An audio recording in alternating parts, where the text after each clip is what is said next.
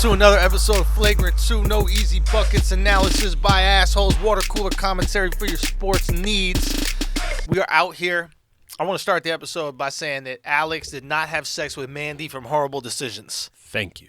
Okay? Yo, so I don't know. Thanking nobody. Who you thanking, bro? Hold on, real quick. Yo. I have no context. I You missed. didn't listen to the episode? No, I missed an Yo, episode. what a piece of shit this guy Right? is, yo. The We fuck, hold him yo? down, you know what I mean, while he's out there cheating on his girlfriend in San Francisco with all the Indian women in the Desi Comedy Let me tell you Festival. something. I said this on Instagram. What'd you say? I am faithful. I'm my girl. She's amazing. But there's no city where she has more faith in my faithfulness than ugly bitch having ass San Francisco. I thought it was only ugly white girls in San Francisco. Everybody ugly in that city. Really? Dudes ugly, girls ugly, All right, fair enough. everybody ugly. Damn, fair enough. You think with all that money, Yeah.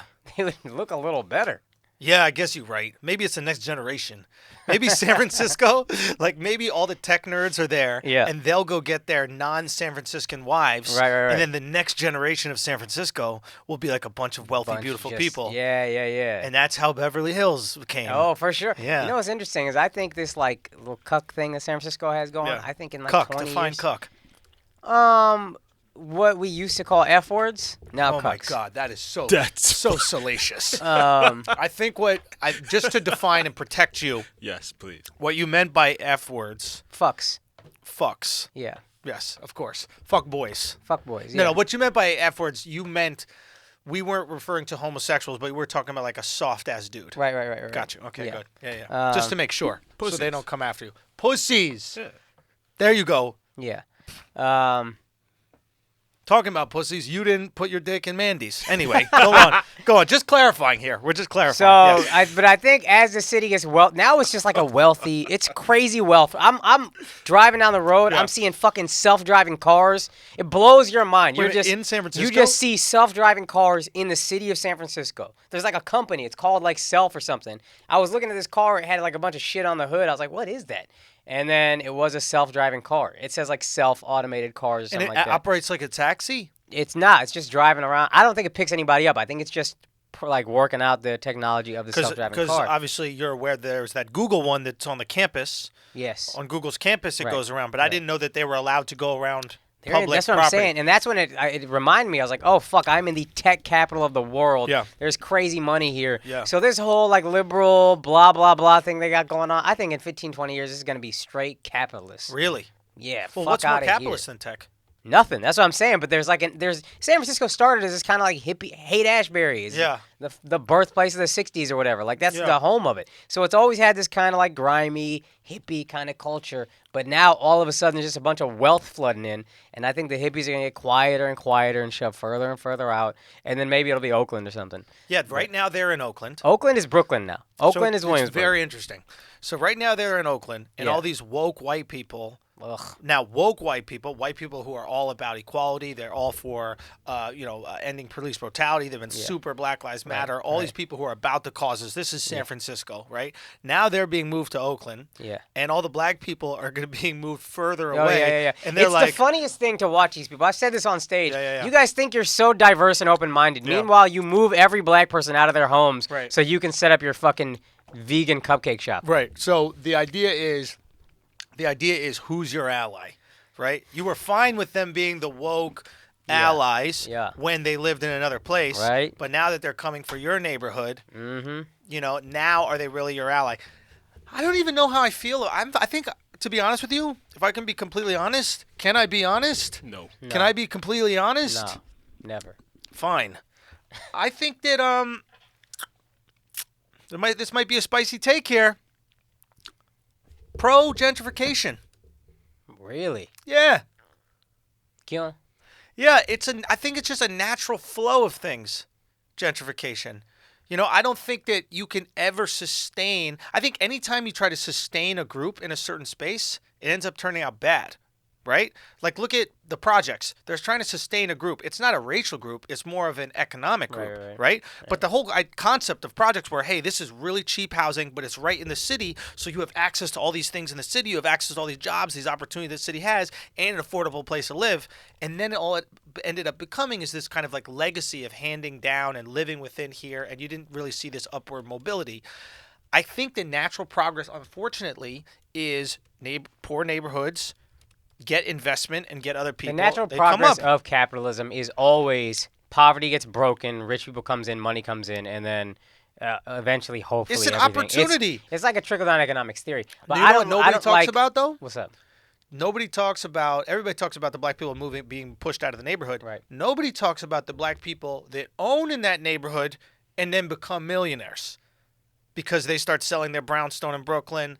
They start selling their brownstone. The idea is it gets bought incredibly cheap. The rich white people come buy it at a very low Yeah, price. but that's what they tell you in the fucking commercials. The reality of the matter, there are legacy people that have lived there and end up making millions of dollars and creating wealth. Yeah, I mean, I know in New that's York, if they're smart you're enough looking to at hold one. on to it, though. You know, I know in New York. You're looking at me. This That's is what I'm saying. my parents but bought my their point is, place. let me finish. In New York, that's a minority. I don't know wherever else, but in New York, it's always been pretty expensive to own. Most people rented, whatever. So the minority owns. I don't. Well, the minority my owns problem everywhere. with gentrification, honestly, is Minority just, always owns.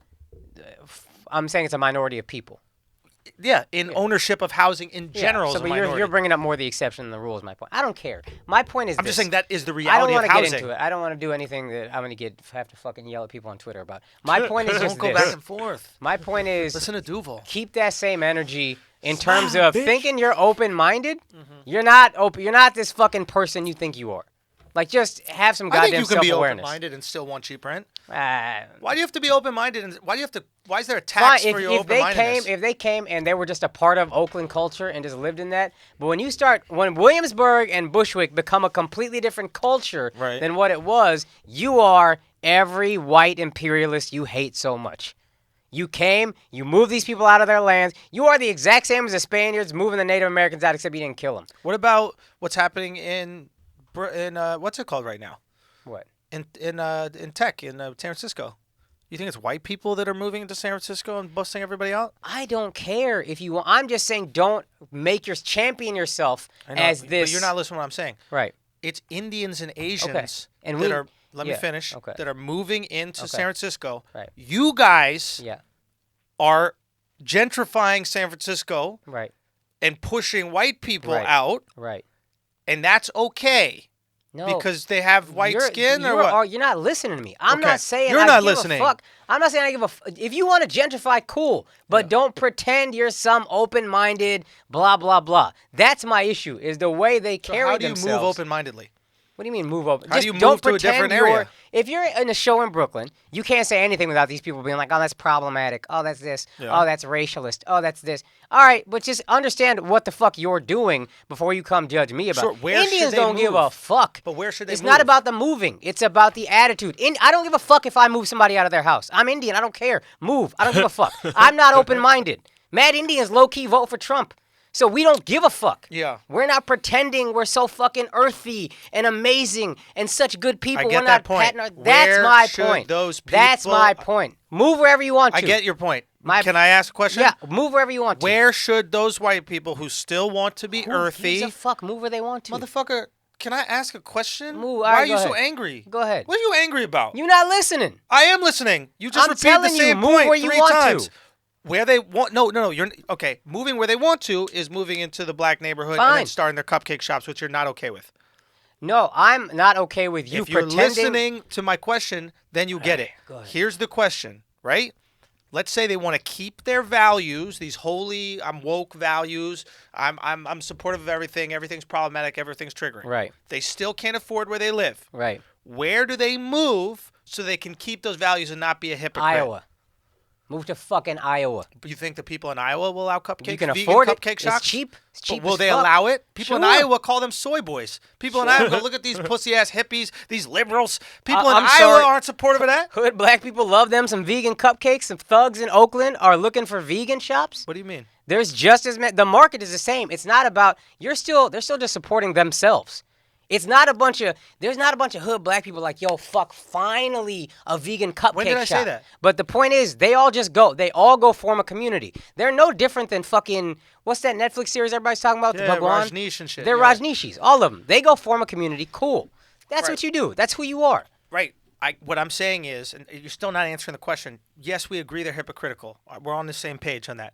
But that's my I only agree. issue. They're hypocritical. Okay, understand. I don't give a fuck if it's your own issue. Can I ask you a goddamn question? But I Holy don't- shit! but- You can answer a question that you don't believe in. I don't have an Why answer you have to to it. answer only? Because I don't got an answer to So it. then say that. That's why I don't give a fuck. Move wherever I don't you give a want fuck to. is not. That's my answer. I don't Move give a wherever fuck you want to. and I don't give no. But that's not your answer because you're not listening to the question. But it's fine. We can go over. We can go to something else. The point is these people need to move. Where do they move so that they don't hurt anybody? You kind of do what the Rajneeshis do. You go to a middle of nowhere, right? Yes. I mean, that's really what the Rajneeshis did. Yes. And then the people in the town, they didn't like what they were doing over there, Yes. even though they were minding their fucking business. And Yes. then they started meddling. Yes. And I kind of, on some level, relate to the Rajneeshis about that from the inception. Not when the people started getting poisoned or whatever, but they basically were like, yo, fam, we're over here. We're not doing nothing. Yes. So you think that these white people that want to stay woke and not gentrify neighborhoods, so want to stay woke and maintain their values while moving out, should just move to the middle of nowhere to do it? I think they can move wherever they want to. No. You don't, because you call them hypocrites when they go to Brooklyn and do it. Where can they do it without being hypocrites? You don't think they can move anywhere and maintain their values because then they're hypocrites. That's your biggest issue. Oh, my issue is their values. My issue is not what they're doing. So where can they go I don't where they think maintain their I values? don't think you can maintain your values. That's so my you think point. the value is fake? Yes, You that's think the my value whole point. is not maintainable? No, I don't think the value is maintainable. You have to understand the machine you are a part of. Ah, And that's now my we're issue. getting somewhere. That's my bad. Maybe I didn't word that well enough, and that's No, where you weren't you did hearing me, and not. I was getting frustrated. But my issue is everybody needs to realize we're all full of shit. Right. That's what I wish we would all realize as a people. My questioning is not to be critical of you. My questioning is to get to the root of Fair enough. the issue. Because you Fair and I enough. agree fundamentally Right. on the fact that these people are annoying, Yeah. right? What I'm trying to figure out is where can these people exist where they're not annoying? And the reality is in Rajneesh land, because if they go anywhere, they will expose themselves as hypocrites. Yeah. And that's probably true of everybody who's holier than thou, Yeah. ourselves included. Why we I hate these people. don't strive for holier than thou. Yeah, I think that's one of these things. The only thing that separates me from everybody else is that I tell you I have a price. Right. You are saying I am openly hypocritical for the amount. I'm openly full of shit. I'm Right. openly a loser. Right. That's the Jesus model. Right? That's what I love so much about the Jesus model. What? What's the Jesus model? Explain this. I don't know. Yo, so it's like they figured it out. It's like when anybody says, I'm perfect, I'm holier than thou, Yeah. everyone around you starts going, remember in 97 Yeah. when you tweeted about Right. leprechauns? They're technically midgets. Right. You know, whatever. Like, and what Jesus comes out and says, yo, everybody is a sinner. Everybody's a piece Oh, of okay. shit. Gotcha. I get what Or you're whatever. The other I words thought you you were were saying describing. Jesus was like, I'm a loser. Yeah, I know that's. No. But he is kind of saying that though. Yeah. I mean, what he's saying is like, yo, I got it for y'all. Right. Like, he's like, I know you're going to tweet fucked up shit. Yeah. Alex, I know you're going to lie on your dick. Oh, man. And for the record, Alex did not have sex with Mandi. Anyway. Thank you. So, You saying it a lot. Why are we saying it so much? guy, this was such a stressful week off of that shit. I hope you guys got a lot of laughs off of that, and I hope you really enjoyed it because Alex was going through it. We can get back to that in a second. Mandi was supposed to come on today, but she couldn't make it today. But I think next week, hopefully, we'll have her on, and then maybe Kaz will be back, and it can be a whole, Oh, yeah, yeah. unite the whole situation. You know what I mean? I was You and your boo. Exactly. Yeah. So, but back to what we were saying. I forgot what it was exactly. Rajneeshis, a hipster, same person. So that's a Oh, great Jesus model. Oh, the Jesus model. It's like you can't be angry at someone who goes up there and goes, "I'm a sinning piece of shit." Yeah. Hey, shouldn't we all try to do the best we can? Yeah. Like, you love that guy. That's an honest dude. When the best dude in the neighborhood, the best dude in the community, the priest or the what are they called, pastor or whatever. When the best dude, the one all of us is looking up to, goes, dude, I'm no better than y'all. I fuck up all the time. That's the guy I respect and admire, and I'm like, yo, that's a guy I trust. Yeah. That's a guy I trust. You're exactly that, only you're like, for a price, I'll be a Jew. Exactly. It's like, exactly. for the right price. Exactly. For the right price, hey, I'm not Jesus. Who wants me? I'm not Jesus. Allah, you want me? It's a certain amount of money. I'm just an honest Judas. I'm just an honest ass Judas. Hey, fam. Honest Judas. Dude, that's got to be your Twitter bio. Honest Judas. Priest is coming up to you, he's like, listen, I know you're going to fuck me over. You just take it to be like, you right, fam. You right. Yo, they came with the silver coins, and I ain't never seen them. I ain't never seen seen them Yo. shits. I We just- live in poor. Hey, I just try to make my price as high as possible. Everybody got a price. I just try to make sure my price is super high. Son, that's ethics right there. That's all ethics is. Yo, you're onto something really great because when a girl says, I would have sex with a guy for $1 million, I'm not going, whore. Yeah. Right? I'm going, smart. You know what I'm saying? Yo, if a girl, This if a bitch girl a says, businesswoman. if a girl says I have sex for $1 billion, you know what I'm saying? Beyonce, Oh man. brilliant ass Beyonce over here. For real. Do you know what I mean? It's like, Not Beyonce though. he's not Beyonce's a implying she would queen. do Nah, it. I know, What but he's just- we saying don't is slander she's a queen. Beyonce. I guess, to clarify, but you're saying that, yes, she's brilliant for doing that shit. Yeah. Because, and that's really what it comes down to. If you have sex for $10, then that's some hoe shit. That's some terrible shit. It's not even you're a bad person. You're just a fucking loser, man. Yeah, like dumb. Bad with your Yeah, business. yeah. You know what I mean? Like those strippers that didn't raise the price when they were eating ass. Dummies. You know what I mean? That's why you poor. You know what I mean? a whore's just a dumb person, really. You get down Yo, to she it. could have hit me for 50. I was gonna pay a 50 pop. I was drunk enough. So this is why I never understood why. Alex, shut the fuck.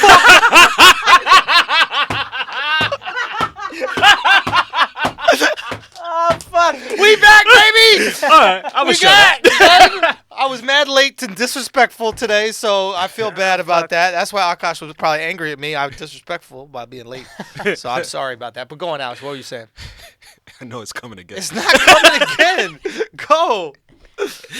Um, Despacito. Tiki, despacito. Don't you fucking talk, you crazy ass Puerto Rican. so I don't understand why Mariah Carey fucked down when she had babies by Nick. Well, how? Nick gorgeous, fam. What are you talking about? It was such a bad Let me tell you something. I business work move. with Nick every day. I was like, this motherfucker gorgeous. You know what? I will say this about Nick. Small waist. Andrew, What? yo, can I tell you some real? Motherfucker, got it. Can I Son, tell you some keep real? it real. shit? Can I Yo, tell you wait, some son. real? shit? Fast forward. No, I'm gonna keep it. I'm gonna Let keep me it tell real. you. Andrew been having an issue with Nick Cannon's hip size for years. Man got no hips, son. Yo, Akaash, I'm wrong though. I'm wrong though. You're or right. Not? You're right. Son. But Nick I Cannon didn't- built like I'm Gumby. saying Andrew had an audition for Wild 'N Out before I had, like the year before I had an audition.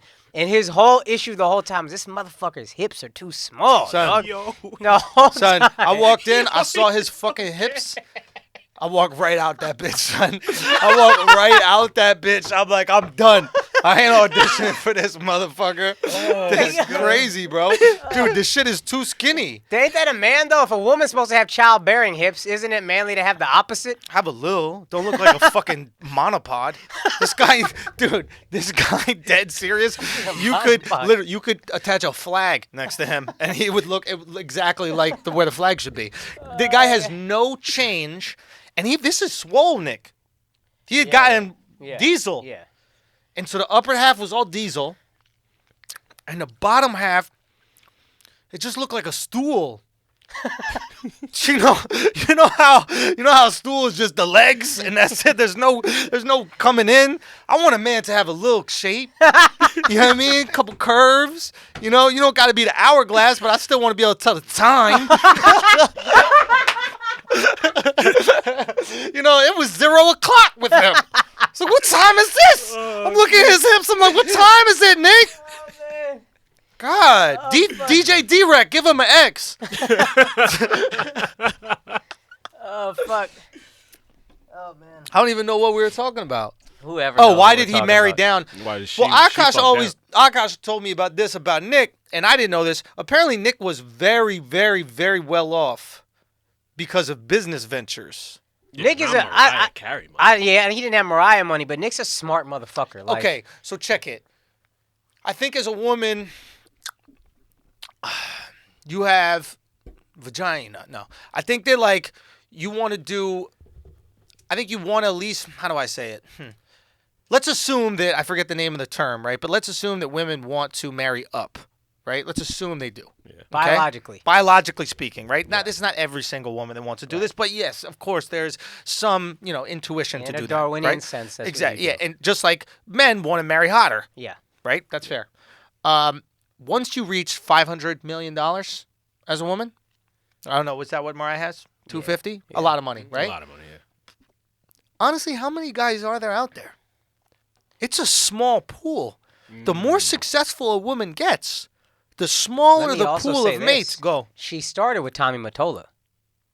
Her first husband Boom. was the Before she had money, yeah. it's Tommy Mottola, right? Then she gets money, and now you're in this pool of people. Let's say you're going to date over 500 million up. That's why they end up dating these fucking the sheiks.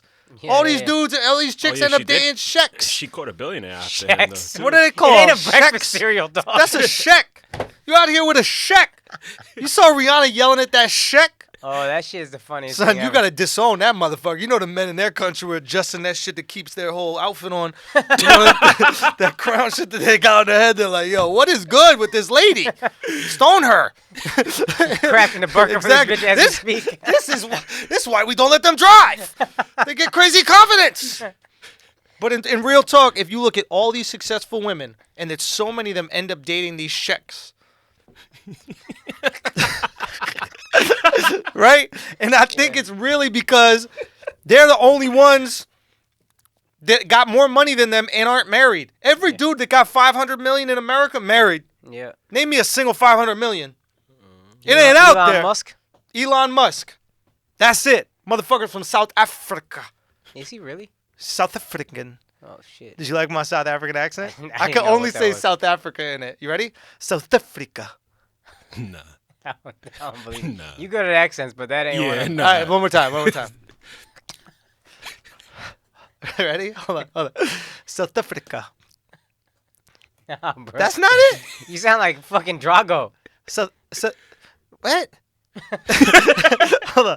Okay. South Africa. Nah. Get the fuck out of here. So I think I said that one. I think like a I said that leprechaun one. that I'm time. from South Africa. I'm from South Africa. Come to our country. Ride our elephant. You sound just like a sheik. I'm a sheik. Oh, yo, we got. Are we doing Adam and Eve read today? No, we do have an ad though. Okay, You got a okay. pizza? But no, I don't. But then let's do this unboxing now.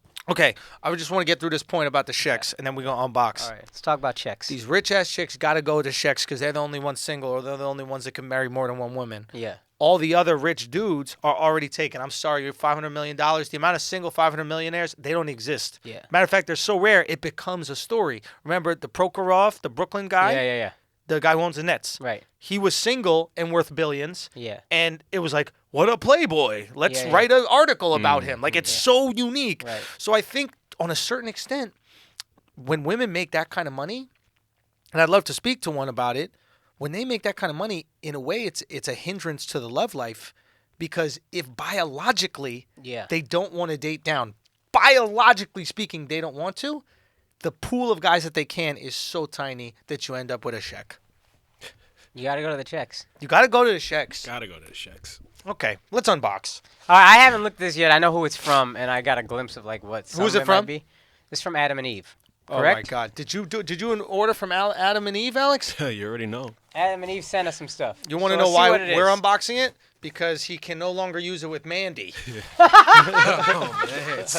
which he's never used. With Mandi. Oh wow! I have never. That's interesting. That's the first thing you grabbed, though. I know. There's a pegging device. Wait a minute. Do you put your dick inside this, and then it's more dick on top of it? Wait, Oh is that? shit, yeah. This It's an is extender. Adam's extension. So it adds 2 inches. I'm gonna keep it 100. Hey, all white guys, there's hope for you. Listen, Puerto Rican. You know how small your feet are? Okay? But here's the thing with this Adam and Eve. We're giving them a real free ad right here. Go to Adam and Eve, whatever, it doesn't matter. We So be giving free ads. We be doing it. We support the motherfuckers that support us. Now we got some condominiums right here. Okay. More condoms. Oh, son, these are my joints. Yo, why are the condoms in? It looks like balloon bags. What? Because they're Like not the throwing way- money, bro. Why you insulting the product, fam? Yo, this right here. No, I mean, Yo, like, fam, maybe you they ordered a special. lot of gay shit, son. You already know. Son, Alex, you already know. You already my know. man ordered. This is dead ass. We gotta have a conversation about this. You bruh. already know. We gotta have a conversation about this. Zero tolerance. Intro to prostate kit. I don't play. What? Yo, you trying to gentrify your butthole, son? What? Yo, stop trying to move people into the neighborhood. Some neighborhoods need to remain the same culture they've always been. It is funny that the gayest thing we pull out has a real left-wing name. Zero tolerance. Isn't that funny? And that's some funny shit. Like the most cuckish thing we got. Yo, no joke, these look like Antifa dildos.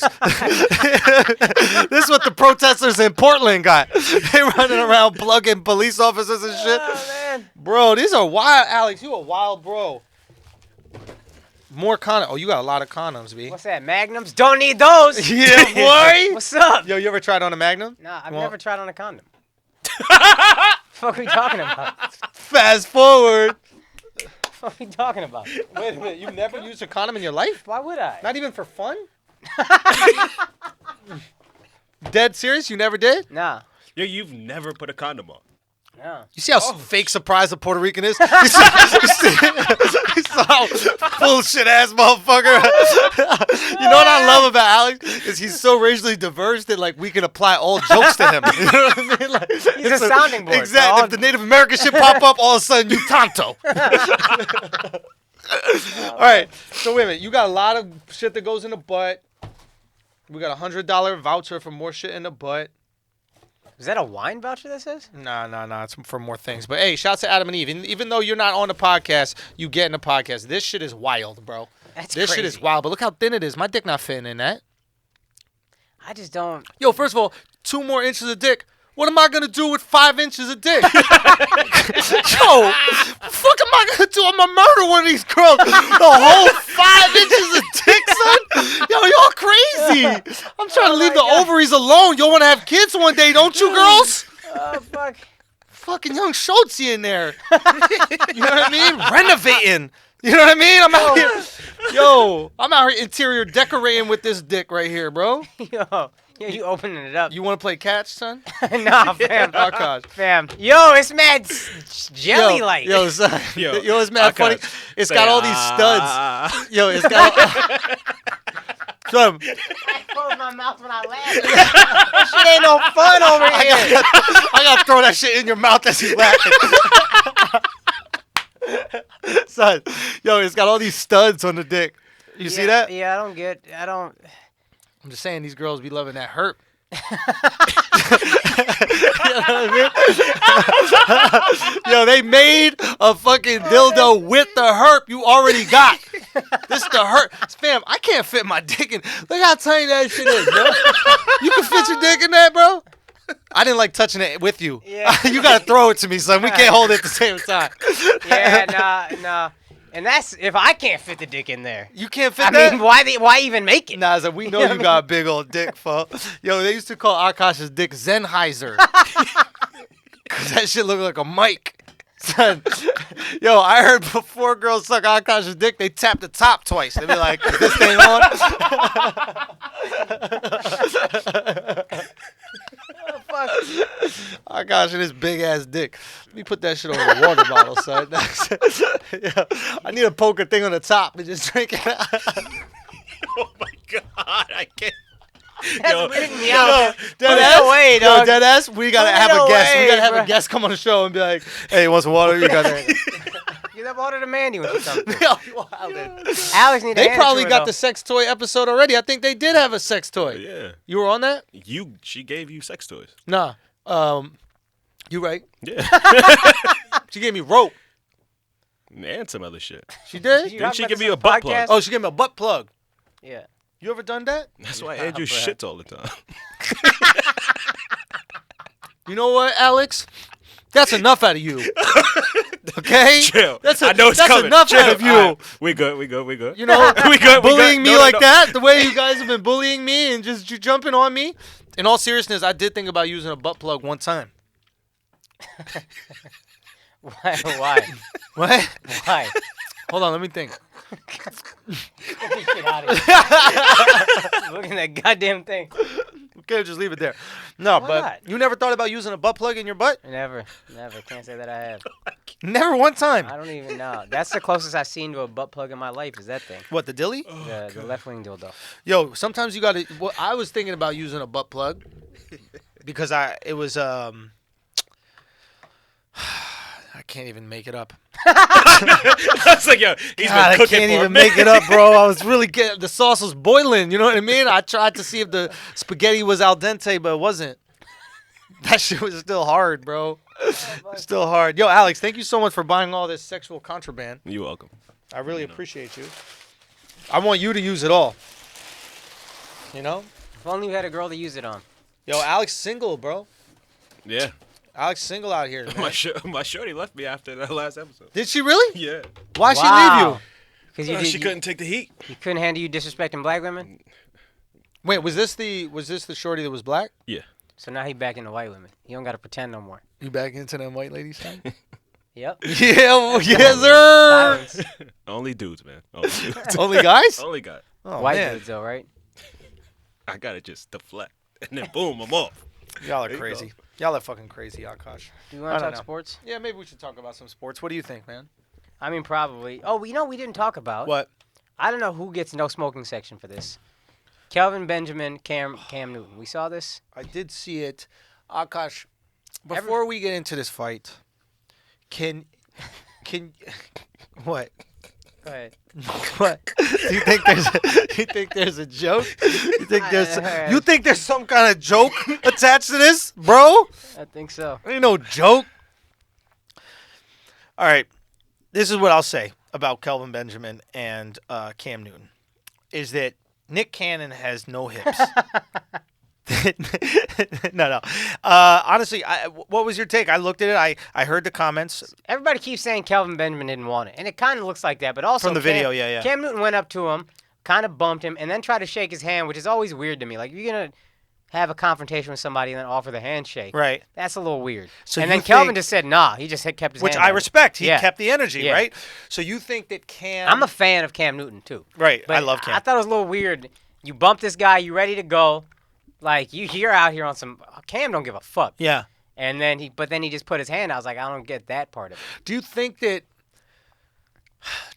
that that's a really brave place to even do it? Middle Like, of the field. yeah, like both of them know. There's other places they could meet up, but both of them know in the middle of the field. Cam's got to know if he goes up in the middle of the field, cameras fucking everywhere, that Kelvin is not going to just start fighting him, especially on a brand new team, risk, getting injured. Yeah. I mean, think about it.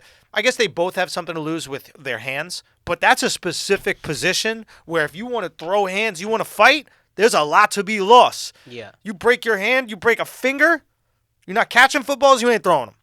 Here's why I know though. Cam is about that action. Who's the cornerback they had a couple years ago that went to? I can't remember. Norton. Josh Norton? Norman? Josh Norman. Norman. Yeah. He fought him in Panthers practice. Norman picked him off a couple times. This is the year the Panthers went to the Super Bowl. Norman picked him off a couple times, talking crazy shit, and then somehow they got into it, and there's just a picture. There's one still him picture throwing him. of Cam Yeah, with yeah. a giant smile on his yeah, face, yeah. just throwing Josh Norman to the ground. Yeah. Just big-ass grin on his face. Yeah. Whole thing is hilarious to him. Yeah. So Cam is about that action. That's a big motherfucker, He's a hoss. too. He's a That's hoss. a big motherfucker. Yeah. So I was thinking, Great like, hips. He ready to go. Cam got hips. Yeah, he got that hips. deserve Mariah. Yeah. Mariah deserves them hips. He's built with overtime. At age of 24 hours, he got a couple extra. So I don't know. I couldn't figure out. I wanted to give no smoking section to somebody, Yeah. but I didn't know who to give it to because Kelvin didn't. It seems like neither of them wanted smoke. Well, one thing I also liked was I think Thomas Davis or whatever, one of the linebackers was also like ready to jaw at Kelvin Benjamin, and then Cam just like tapped his stomach. He was like, "Nah, move out the way. This is us." Yeah, I saw the other guy come over, but I wasn't Yeah. sure if he was who he was defending or what the deal was. That was a Panthers player. I think That was it's- Panther yeah. play. Okay. Yeah. I'm with you on that. I feel like we're at a point where like legit star athletes don't fight anymore. No, It's a couple guys that might be fighting for a spot on the team. but that's the thing. Cam got in that fight in practice. What fucking quarterback goes at a cornerback like that? Yeah, but like, did he really? I mean, all we saw was that one picture. There was no video of it that I saw. They're not throwing blows, right? They're just grabbing each other. Sure, it's fair like enough. it's like a tussle match, you know what I mean? He's just doing some alpha shit. But That was some alpha shit. That's why they did it in a public setting. I think Cam yeah, was trying because to if do some Cam alpha and Kelvin go at it, it's a fight. shit. Yeah. If it's your own teammate, you're like, well, I don't want to hurt him too bad, especially someone who's picked me off twice. Yeah. I need him healthy for the season, right? I Word. just need to let him know that I'm not afraid of him. Right. And on some level, you got to let the team know, like, I'm still the alpha. I'm the quarterback. That's just Everybody got to respect me. It's boxing. What do you mean? This is just promo for the season. Oh, you look at Cam like, oh shit, he's ready this year. Yo, there could be something to that, which is like, I bet there's a fight on every fucking, or like at least some kind of jawing. Oh, during training camp, you'll see fights Constantly. Yeah. So we're just choosing to highlight. You'll see giant, like when two teams are scrimmaging against each other, you'll see massive, like, melees. Well, didn't that happen with the Browns and the Jets? Yeah. This year, yeah. Yeah. So this is Every a very year. normal Yeah. thing, but we're choosing to highlight it because of the Benjamin Cam like story. Because, and stuff. so Yeah. Kelvin Benjamin talked shit about Cam. Basically, Yeah. he held me back. And then to do it in such a public way where it's not even in the heat of the moment. Like, in the heat of the moment, you can always chalk that up to things happening. Yeah. Before a game, this is like, this is about this and nothing else. Yeah. We're not just, two passionate players. This motherfucker talks shit about me. Yeah. I want to go confront him about it. Do you think that Cam lives up to any of that criticism? I'm a big Cam Newton fan, but he's a confusing dude. What do you mean? Just like he'll have horrible games. And then, what is like- his knock? What would the experts say the knock is? I think attitude is kind of a big knock. Like, he had this skill-wise? 15-1 season. I don't know. I think he just makes bad throws. He takes a shitload of hits that he shouldn't, which I think So a is lack of accuracy? I don't know. I don't know what Right. the quarterback gurus are saying. I just think it's some bad decision making sometimes. He'll just have like bad games. Yeah. I also think Cam he has the Shaq LeBron thing where he's so big, everybody gets away with murder hitting him. Yeah. There's no roughing the passer calls on him. Nothing. Yeah. Yeah. Which is fucked.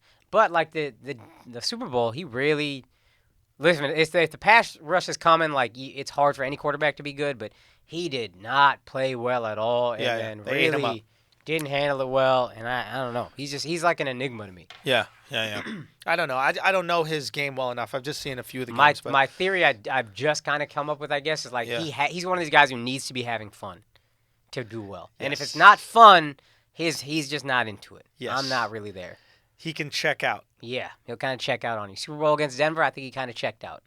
Like, there's one play where he got sacked, fumbled the ball, and then he just didn't really go after it.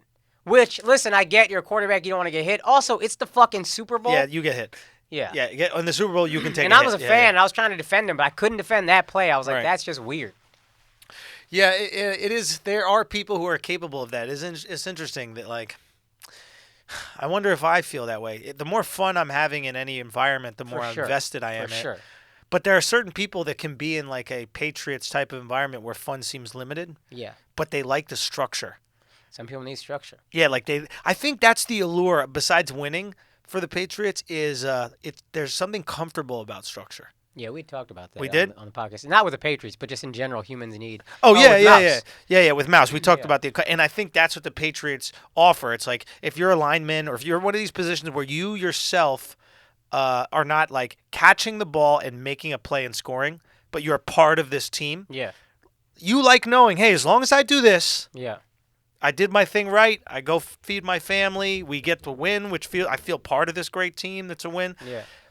And maybe that's why they shy away from superstar players, is because the superstars start to get upset. The superstars Yeah. start to go, I need the ball. What's going on? I think they look at it like artistry for them. Like, just let me do what I do. I figure it out.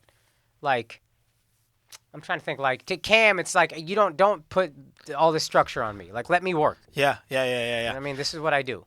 I was speaking to Miko. I want to get Miko Grimes on the show. She's fucking amazing. She's dope. Dude, she said so many cool things. I'll let her share it on the podcast because I don't know how much it's private, but she was just talking about her, obviously her husband, and just the NFL in general and like the game and just the difference between an Aaron Rodgers and a Tom Brady. And the offense for the Patriots is, hey, just make sure you're there and Tom will get you the Right. ball. He'll throw it before you make your move. Right.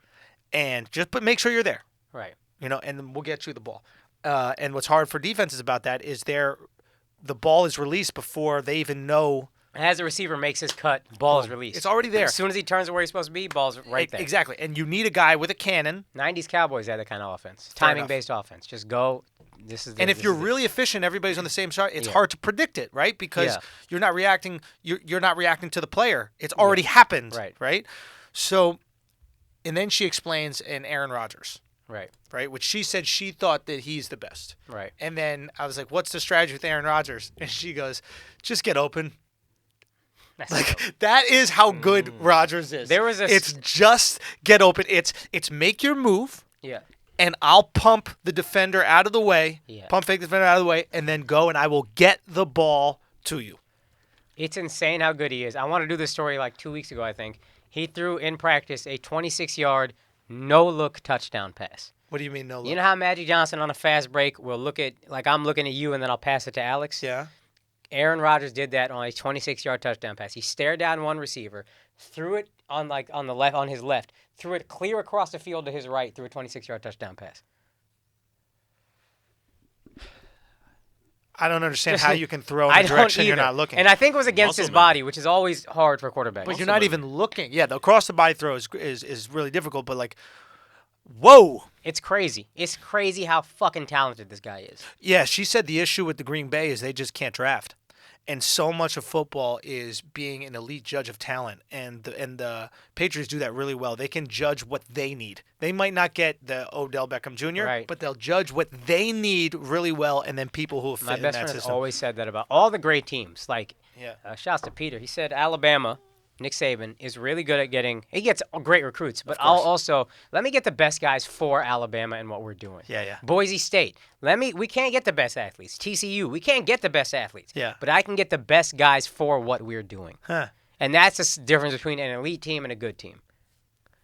Yeah, is understanding what you do well and then just being efficient, optimizing with it. I think Green Bay can draft decently well. Like, they handle their salary cap really well every year. They're not one of these teams that goes out, signs a bunch of dumbass contracts. Yeah. But, yeah, the Patriots, Belichick, I think is the difference. I mean, I'm not going to argue with someone whose husband plays in the league necessarily, but, like, to me, it's Belichick. Bro, she was telling me some interesting stuff just about, like, the strategies that corners have. Like, she was saying that her husband will, for anybody who doesn't know, Brent Grimes is her husband. She was saying that her husband will study the plays and memorize every play of the team he's playing against. Fuck. Every play. So when they're lined up, he knows what plays come out of I formation, what plays come out of shotgun, what plays come out of this, that, the other. How do you even have time to do that? Son, I wonder if it becomes like, you know how some people are really good at memorizing lines after like 20 years of acting? I wonder if that's just what it becomes. It becomes rote. And I'm sure a lot of plays are similar, right? But he'll memorize every play. And then he'll memorize little tells. Yeah. So this is huge, and I'm sure this is basic information for everybody who played football, but I thought it was really cool. Often when a receiver goes to the line and they're about to go for a long play, like they're just go long and get the ball, or it's something long, they're going for big yardage. Yeah. What they'll do is ask the referee if they're onside. Because the last thing you want is to be a little bit off sides, and then that 30-yard gain comes back. Yeah, so whenever a receiver points to the sideline, he's asking the referee, am I on sides? Yeah. So that is a tell for the corner, right? You don't want to have a 30-yard play called back because you're lined up. Because you're off. Yeah. So that is a huge tell for a corner. So now the corner's like, ooh, he's going long. Right. I'm going to jam him up, or I'm going to go for a jump ball. I'm going to run with him, this, that, the other. Right. I really want to get Brent in here because he's one of these like rare physical anomalies. He tore his ACL. Nobody comes back from an ACL. No, people now come back from ACL. People tear ACLs all the time. But who has been the effective? Sean Lee tore his ACL, Cowboys linebacker. He's still really good. What is ACL tears happen now. Now, 10, 15 years ago, if you tore your ACL, it was 1 year of being out. That's what he did. He tore it like 12, 14 years ago. You're still out for the year. Okay, so maybe that's different. Sort of the beginning of his career. Carson Palmer tore. I mean, I guess he wasn't as good as he was then, but he tore his ACL 12 years ago. Think about your boy on the Mavericks. Hasn't been the same. Which one? Tore his ACL, not ACL. Achilles. Sorry. Achilles. I don't mean ACL. Okay. I'll take it back. Achilles. Okay. Tore his Achilles. Yeah, that's a tough Nobody one. comes back from torn Achilles the same way. Right. Especially if you're in a purely athletic position like corner is. Corner is all catch-up speed, jumping, that kind of shit. Yeah. And What she said that she did, which I thought was really interesting, is she made the doctor lie to him to keep the boot on an extra 2 weeks. Wow. Because she knew that the second he got the boot off, she knew how competitive he was, how like the fire was in him. Yeah. So she goes, do me a favor, just tell him that it's going to take another couple weeks. Let him get that extra thing because he's not going to take it easy. So make sure that shit gets stayed in there as much as possible. Wow. And didn't tell him. And then he ended up finding out later when a player friend of his tore his Achilles, and he was like, yeah, my shit was in for like 9 months. And they were like, oh yeah, you said like 8 for me, or like 8.5. I was like, what? He went to talk to the doctor. Yeah, your wife told me to keep it on longer. great. Oh, wow. But you could argue that she also got like sports science degree and shit like that, Yeah. so she understands like the body really well. But like, you could argue that it's like really been effective for his career. Of course. You know, it's like not a lot of people can come back from that shit.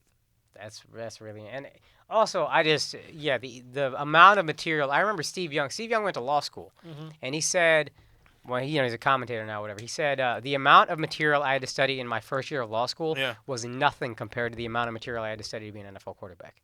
And first year of law school is supposed to be like more information than any human being could possibly read. Blah blah blah. Because People they're go on and on weeding about you out in law school, right? They're like, yeah, I guess so. Yeah, but yeah, it's yeah. but then he said being an NFL quarterback, and this is one. It wasn't as advanced of a game.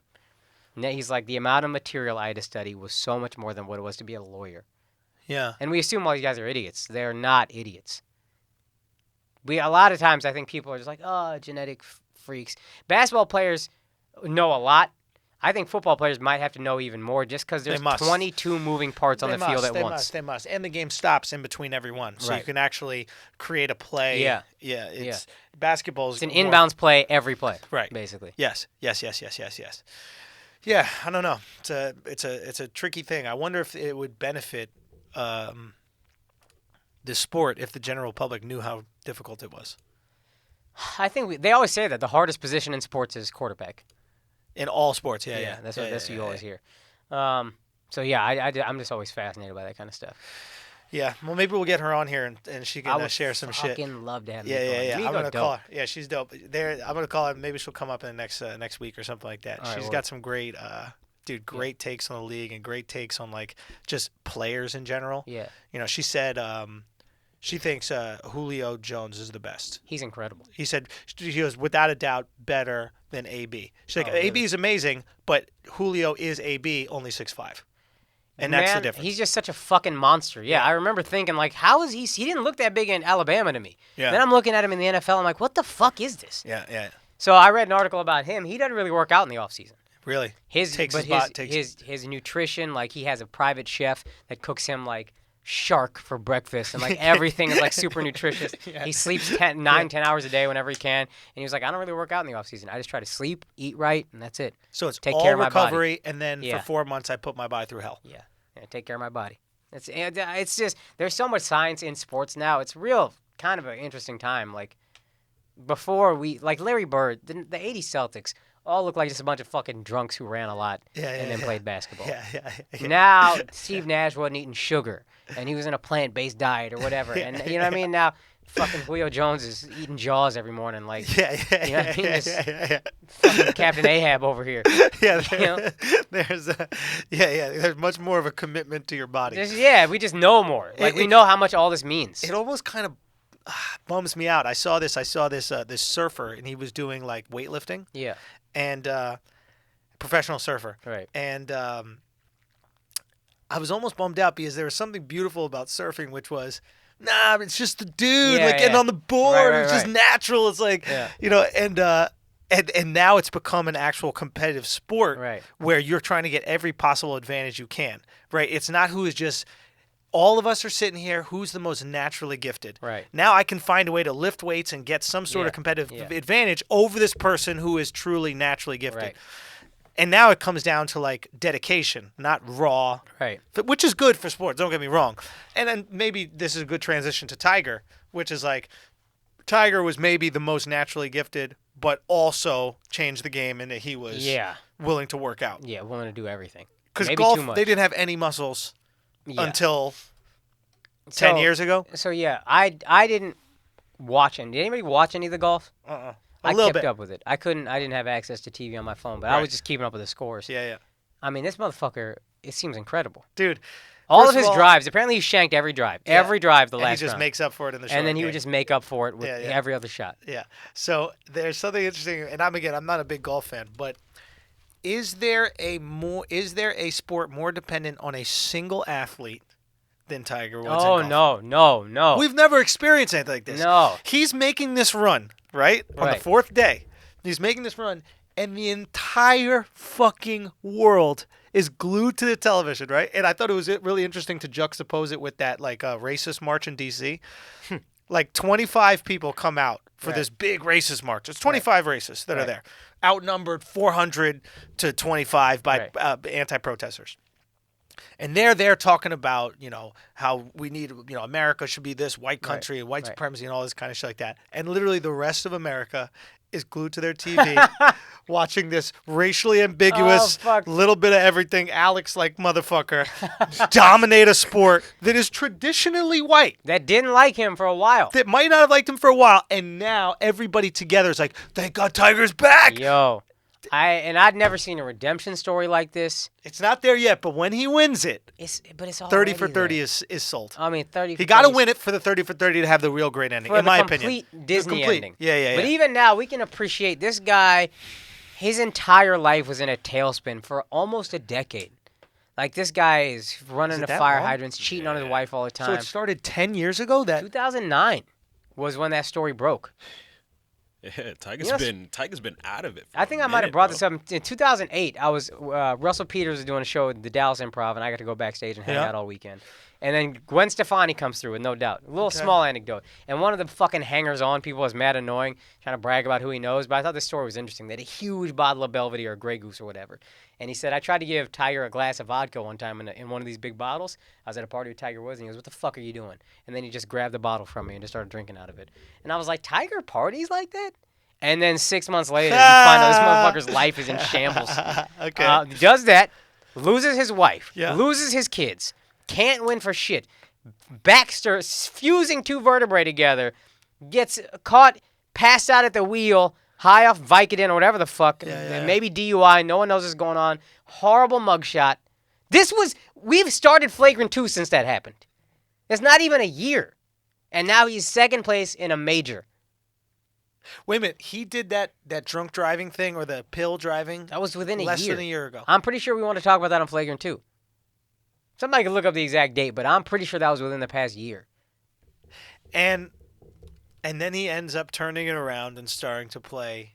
Just like Tiger all of a sudden. How? I don't fucking know, man.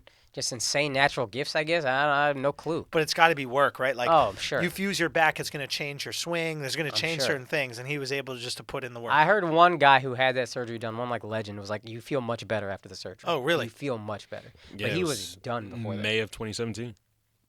Bro. Okay, so he wins. And do we care so much about his redemption story, we forgive what he's redeeming himself from? Yes.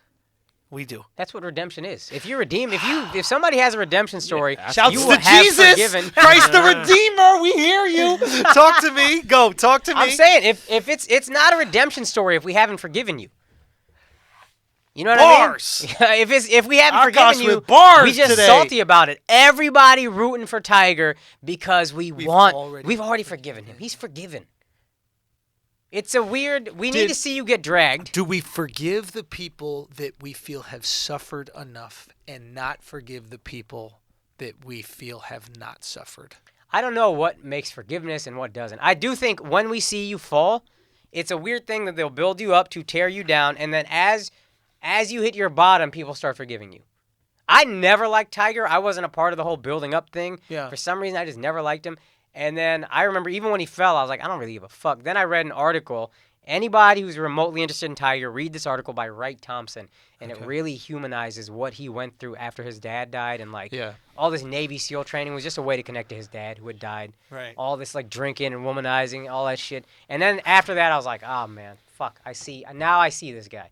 You know what I mean? He And, did a like, horrible job of humanizing himself. He Oh, wasn't yeah. the most likable person apparently in he was interviews. pretty, like, borderline sociopathic with the way of he course. treated people. And you need to be, and I'm sure that's how he was treated. Yeah. Apparently, I heard I was watching some sort of interview, and it said he asked for that treatment from his father. Really? Yeah, he was like, it was some kind of conversation he had with his dad, and it was something to the extent of, do you want to be great? Because if you want to be great, you have to push me, or I have to push you. Right. And he was like, I want to be great. And then his dad started pushing him in a way that, some might feel was a little bit too much. But you see a lot of these fathers that create greatness through pushing, like the Joe Jackson. Serena Williams' dad. Serena Williams. Roy Jones Jr.'s father was incredibly abusive in the treatment of Roy Jones Jr., the boxer. And historically so. And Roy, until he started getting knocked out, was the best boxer I've ever seen. Until he started getting dropped and he's slowed down. But yeah, so I mean that's a whole different discussion. Like how much should you push your kids? Yeah. What is great? What is better, greatness or happiness? Right. Because you'll push them into greatness and push them away from happiness. Yeah. And Tiger, I mean, it's that Jordan. I don't think he's happy. Now though, apparently it's a different guy on tour. Really? And the only things I really know about golf are shit I hear on the ticket. But like people, apparently he was one of the most disliked golfers before, and now he's like approachable. He's smiling with people. Like all of a sudden, it seems like a different Tiger in the past year or so. And it's a fucking redemption story we've never had in sports already, I think. Yeah, I like this idea of you're forgiven. Once you're forgiven, we want to see you redeemed. And there's different ways where we can kind of, there's different ways where you can come back. One is just with like great content. Like Chris with Chris and Rihanna. I don't know if he was ever forgiven for what happened with Rihanna, but the music came out. Like I remember he had that song afterwards. Deuces, I Can Transform You. Remember, I Can Transform You.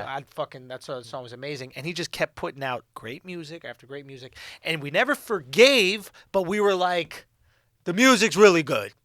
But he lives and dies on his music. Let Chris Brown put a trash album out, and all of a sudden he's a woman beater. Right. Tiger, we started wanting him to win. Yeah. Right? It was different. It wasn't like, you're a piece of shit, but now you're winning. And we saw the suffering of Tiger. You fucking Tiger. suffered, so we're like, all right, fam, you went through enough. Yeah. You're good. I don't even know if we decide like that. I think just humans don't want to see a person suffering, so we're like, fuck this guy. Come on, give him the fucking win. But we didn't want to see him. It's not like we want to see him stop suffering. We want to see him succeed again. That's different. It's not like you were waterboarding him and you're like, stop with the water. Yeah. It was like all of us yesterday. If you weren't watching on TV, you're on your phone checking. Like, I don't even know how to calculate the shit. I'm like, what's the 63? You know what I mean? Like, how are we doing it? But I'm looking like, is he gonna take this motherfucker out? I remember he finished with 65, and I remember this Brooks dude had to bogey, I think, two holes in order for it to tie, or double bogey in order to the last hole, whatever. Right. He ends up handling his business. Good shit. But there is something to the fact that if you showcase to the people you suffered enough. Yeah. And maybe that's the whole point of the justice system in general. Like, it's developed off this idea that humans have a capacity for forgiveness once you've gone fucking through it. You got to serve your time. Serve your motherfucking time, Tiger bid bro. His bid, boy. Woo, 10 years. 10-year bid. You got some pussy. That's it. You got some pussy. He didn't hurt nobody. Yeah. Right? He was fucking girls that knew the deal. It's not like he was just going out, fucking any old girl's going to ruin his family. This is what I was going to say about when you were talking about being rich for dudes. I was thinking, Prokhorov was like a playboy, and everybody's like, that's cool. If you don't get married and you're super rich and super successful, you can womanize as much as you want to. Don't cross the line of consent or whatever. Fuck everybody you want to. Mm-hmm.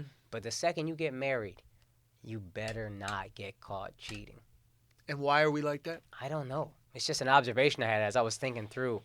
There's like a sanctity. You think we forgive poor cheaters more than rich? I kind of do. Elaborate. I mean, just like some fucking dude at your job who cheats.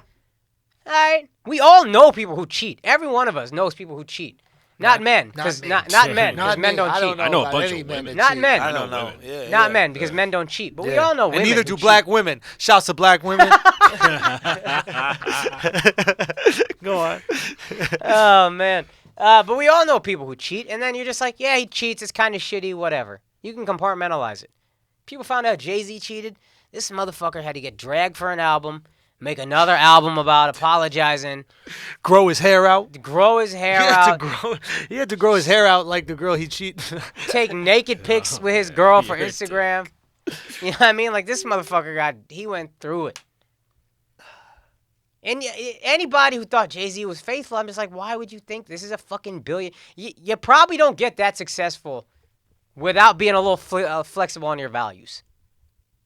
Like, I'm sure it's happened, but I'm also sure it's rare. There's no such thing as an ethical billionaire. That's what I'm saying. There's never been in history an But ethical Elon billionaire. Musk, nobody gives a fuck who he dates, he can fuck everybody. Whatever. On, son. But if Elon Musk gets married, you better only fuck her. Chill it out. Now, that's very true about being an ethical billionaire. Even, I mean, millions you could probably make ethically, but it's tough. Yeah. But billions, there's no way you could do it. Name any billionaire. The fucking Rockefellers.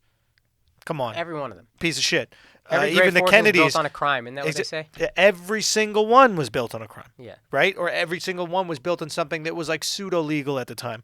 I mean, all these like really wealthy American families, they made their money in the opium trade, slavery, the alcohol trade, slavery. I wonder if there's actually wealthy slave-owning families still. I'm sure there's some old money slave owners out there. I think so. Honestly, I'd be surprised.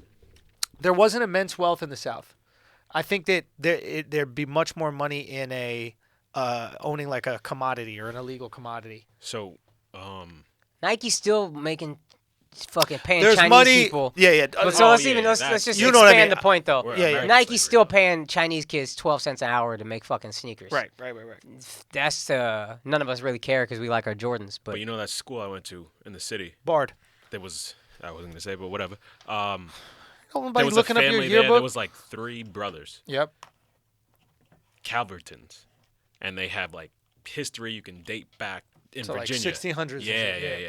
And even I saw pictures of their home. It looks like a a slave ranch. It plantation. looks So like, yeah, it looks like a plantation. Yeah. I think what a lot of people did is amass wealth through slavery, and then use that wealth to enter other businesses. So now you own a bunch of land, or now you own the shipping business. But the way you make money after slavery, because once slavery comes around, it's like once slavery's over, it's like this is done. You're not making the same money that you were making now that you got to pay motherfuckers. Well, there's the sharecropping, but the whole thing, right? Yeah, The real money's made from that fucking import export. Yeah. And that's how the money is forever. Even the people making money right now, it's import export. You selling iPhones to China, dog.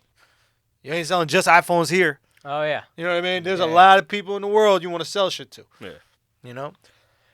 But I think to the main point, which was forgiveness, I think. no, it was about being successful enough to cheat. Right. You know? And just being an ethical billionaire. Yeah. And maybe it has to do with how successful your wife is. Beyonce is wildly successful on her own. Tiger Woods' So we're wife like, was a fucking nanny. This I know, bitch. We and- pretend she was a model. And I know, but that's why we're willing to forgive so easily.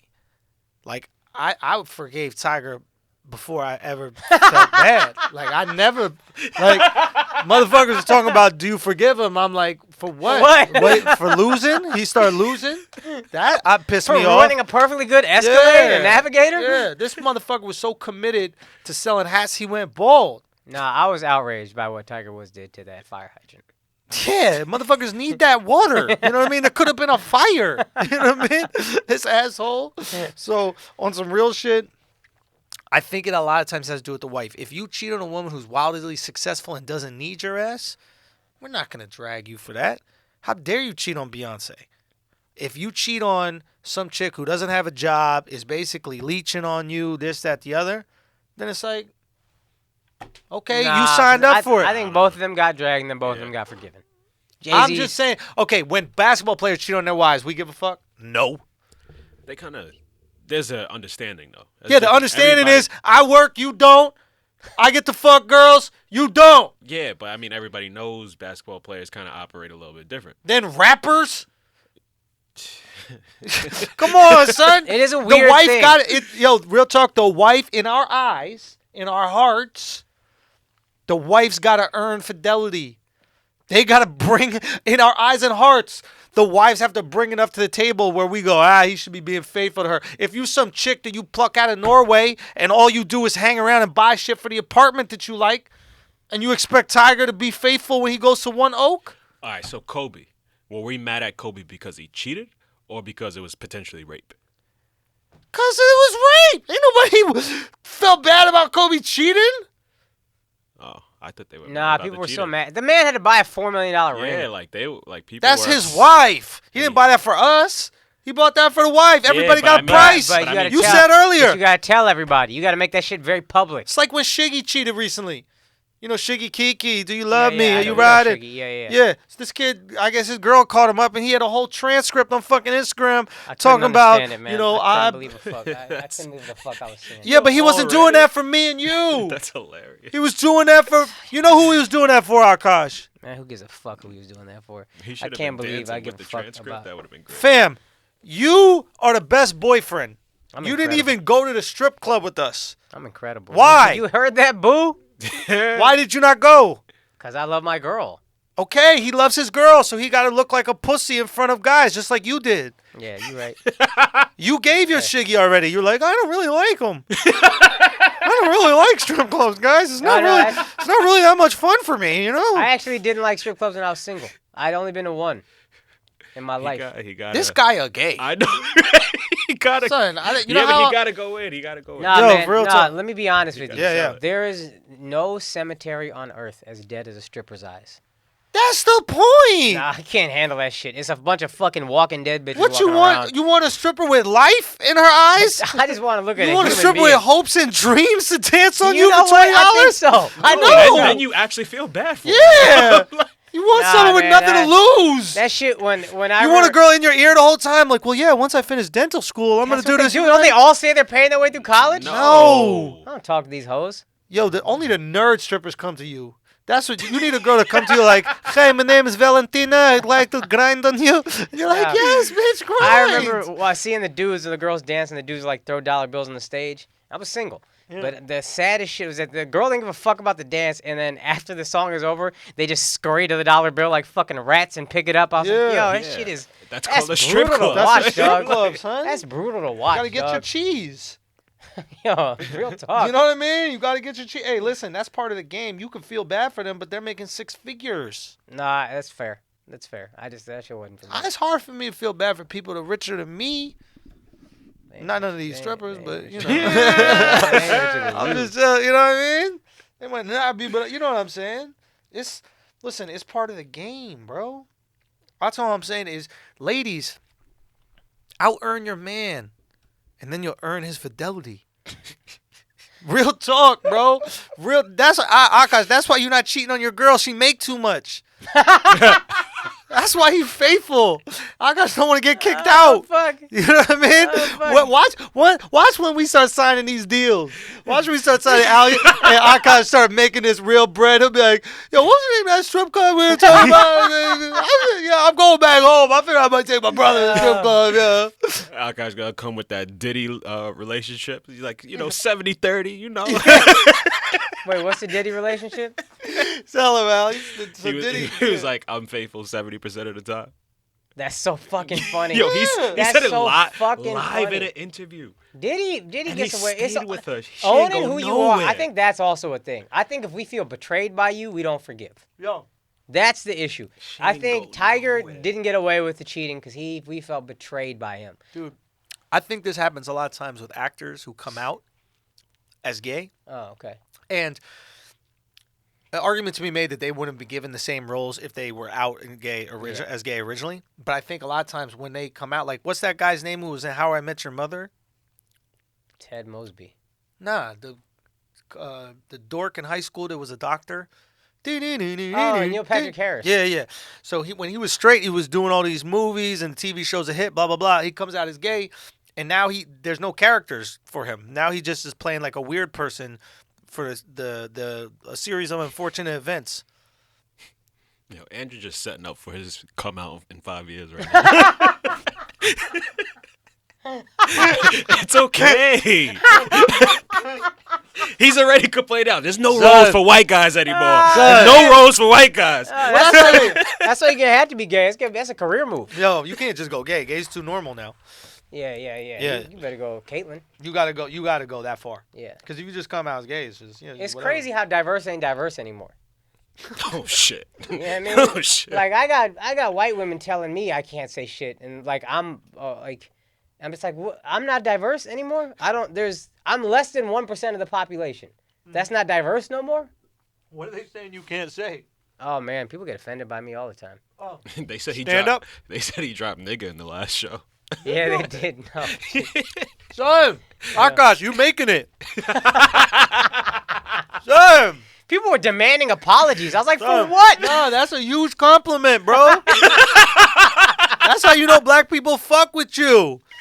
I'm telling you, this happened to me. That's how I knew black people were fucking with me. When they started like, yo, I think you said the N-word. And I was like, oh, you really paying attention to what I say. I literally got now multiple. he's on world. When you going to apologize? And I was like, what the fuck? Nah, they try to bait you into it because they know you didn't say it. Yeah. Like, I'll say something that I hit him with the transcript. I went back because they gave me the timestamp. I was like, get the fuck out of here. I was like, What'd you say? I think it was talking about Jesus. I said, like, even then they're going to do something. And they heard even then they're going to as an N-word. Here's the thing. Why do you call black women the N-word? Is this a joke? You asking me like this a riddle? Like a knock-knock joke. You're going to have to stop calling our black queens the N-word on the podcast, Akaash. I remember hearing you say it. I was talking about Jesus. How is Jesus a black woman? Maybe he was, Akaash. Maybe he was. Maybe Jesus was a black woman, all right? Betrayed by his best friend. He's trifling hoes, yo. Yo, Trifling, trifling, bro. Trifling, yo. Oh, man. Real talk. How they gonna do Jesus like that? Word. Yo, man. Yo. Nah. Wait, go. He's like, nah, what I want to say. Nah. Go.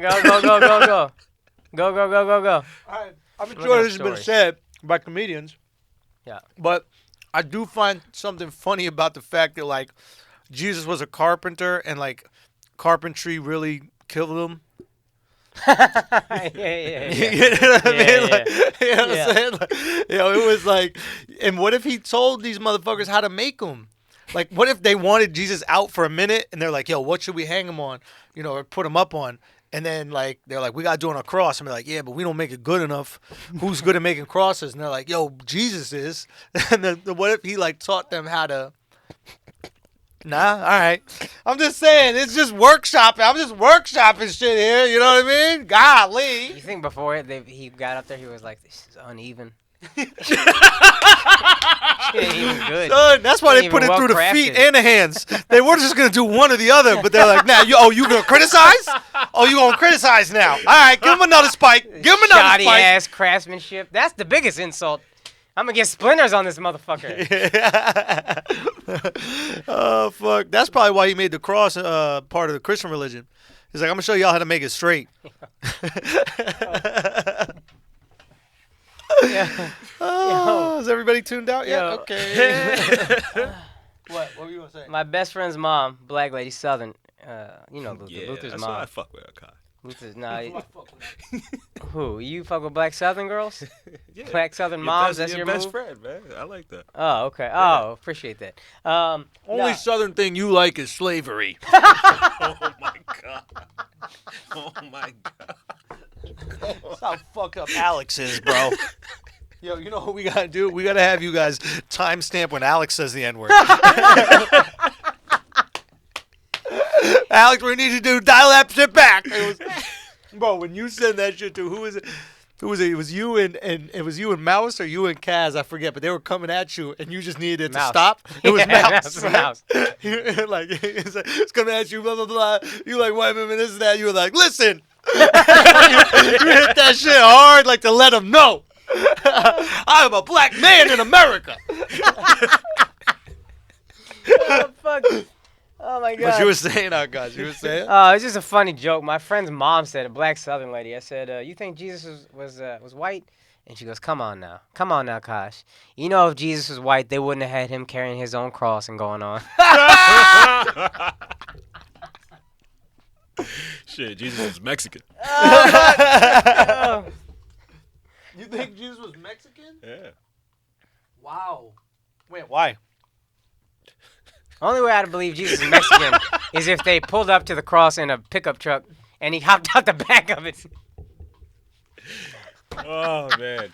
Yo, why is Jesus Mexican? Nah, never mind. Alexx, say it. I'm good. Alexx, say it. I'm good. I ain't there yet. Why was he Mexican, bro? Come on. I like being the white guy behind the camera. Oh fuck. Yo, Y'all gotta follow Alex on Instagram. He's mad funny unintentionally on Instagram, yo. He's still doing pull-ups and. Nah, he's not doing Nah, pull-ups. He I stopped get that that. right now.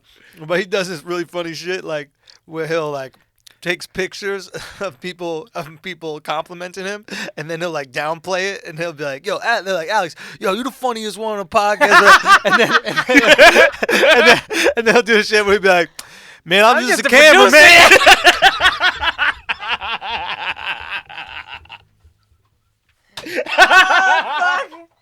I peeped that on Twitter. Yo, I'm telling you, AlexxMedia with 2 X's, yo. Go follow Alex Instagram. This shit is too funny. That's all he does. He posts that shit and then pictures of him not getting pussy with Wheezy. Exactly. Exactly. It's dry out here, man. Yo, it is, huh? Shit. Fuck, you want to know where else it was dry? Where they hung Jesus up on that cross. That shit was the desert, B.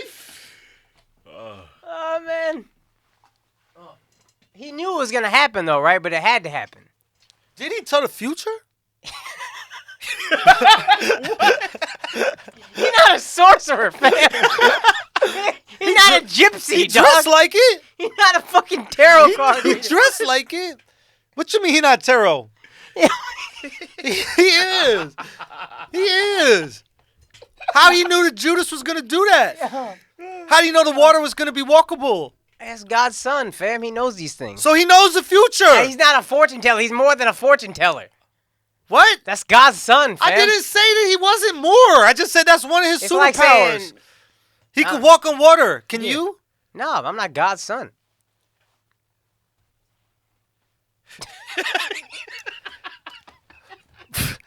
So he could do it or no? Like he could tell the future or no? Yeah. Yes or no? I don't know if he knew everything. Yo, I guess. hey, He real knew he talk. was gonna get crucified. Real talk. Yeah. How do you not know this, Alex? You black, you Christian, you Puerto Rican. Everything about you should know this. Nah, come on. I'm You Native don't pull American, out man. everything about you. Native, is- bro. He's native, bro. Native He's native. American, Ask him man. how to use a buffalo in a lot of ways. That motherfucker gonna tell you. But look, with Jesus, real talk, we need to have this discussion. You think when he got to heaven, right? You think he like, and he's speaking his pops, and he's like, so I had to carry the thing the whole time. Like I had to get whipped the whole time. Like what? Why? You know, you couldn't just expedite the process a little bit. You're my dad. No, I think he. This Wait. is so hard to tell. I'm just saying, it's like that's your dad, bro. Like, what if your dad allowed all that shit to happen to you? This is what I'm saying though. He knew what was gonna happen. He knew what had to happen. God, It was like his training camp. It was like his 2-a-days. Akaash. Like I know I got to do this. No, I don't think he knew. I think he knew, fam. I think his dad put him through it. His dad sacrificed him for the but greater he knew, good. But he knew that's what it was. Oh my gosh! But it's not a hard combo with your pops. Like, why you love them more than me?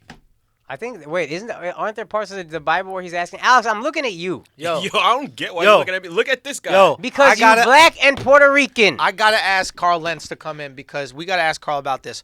If I'm Jesus, I'm looking at my pops. I'm like, yo, pops, you're my dad. Why you love all these other people more than me? Yeah. I also got a couple of Bieber questions I want to ask him, Gosh, so let's get him on the I podcast. went to church to drink wine at a young age for the crackers. Damn, That's bruh. it. You the whitest motherfucker I know, man.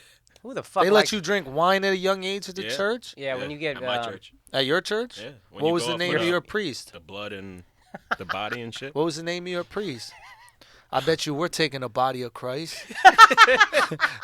what, what part of the body? What part of the body were you taking? And he just opens up that How have I robe. never heard that joke? That's so good. Yo, bro, we out here, right bro. there. Listen, my one joke about Jesus' dad bombed. You know, I had to come back. It really bombed. I thought it was okay? a real conversation. I was Son, like, it was, but it was with some humor sprinkled in. No, Body of Christ is a banger. So, That's a banger. can I tell y'all something? And it's on my Instagram, and I did it, but it really was a true moment for me. Do you know how milk is made? Oh. Yeah. Did you see my Instagram post about this? No. Do you know where milk comes from? Cow's titties. But how it got there? What do you mean? They impregnate the cow, Then when the cow gives birth, they take the fucking baby cow away from the mom. Brutal. Son. See, I didn't know that. And then they just start milking the nipples, and because the only way it produces milk is if they have a newborn. I thought cows always have milk inside of them. Yo, I would have swore by it. Son. That's brutal. They only got milk just like women only got milk when they're breastfeeding. That makes sense. So this is how we get milk. That's brutal. Son, I felt so bad about this shit. And I felt fucked up. I was like, yo, I'm not going to drink milk no more. This is fucked up. I'm a Hindu. That shit bother me double. Son, it should. I don't want milk no more. Son, I'm not fucking with milk, no milk products, nothing. And then cheese. Oh, no. Back of my ear, all of a sudden I hear dun-dun-dun-dun, dun-dun-dun-dun, dun-dun-dun-dun-dun-dun. I'm like, what is that? I'm like, what? Hold on. Is that Mrs. Softy truck? What is it? Hold on. It's getting louder. I was like, I can't separate families. You know what I mean? I'm separating cow families. I can't be doing this. This is horrible. I'm Trump supporter with the cows, son. Akaash, it got so loud. It was pulled. The fucking Mr. Softy pulls up like 50 feet from me. Akaash, 50 feet from.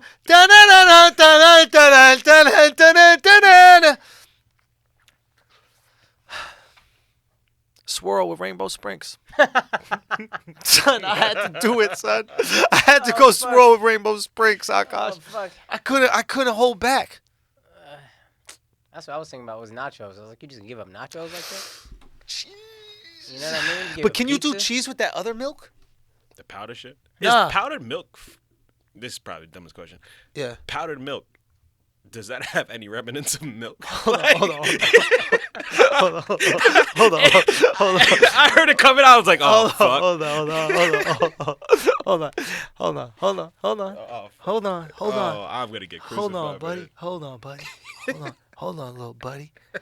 Hey, why don't you ask that question one more time? No, I'm good. Hey, just ask that question. Just ask that question one more time to all the people listening to Flagrant 2. Ask away. What was the question you had? So I'm Akaash, and I'm asking.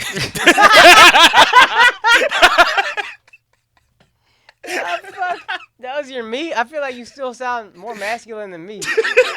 It's not often an impression is flattering. You know what I mean? Son, yes, powdered milk comes from milk, bro. Yeah. What do you think it came from? Powder? I have no idea. I have zero idea. I thought it was fake. Akaash?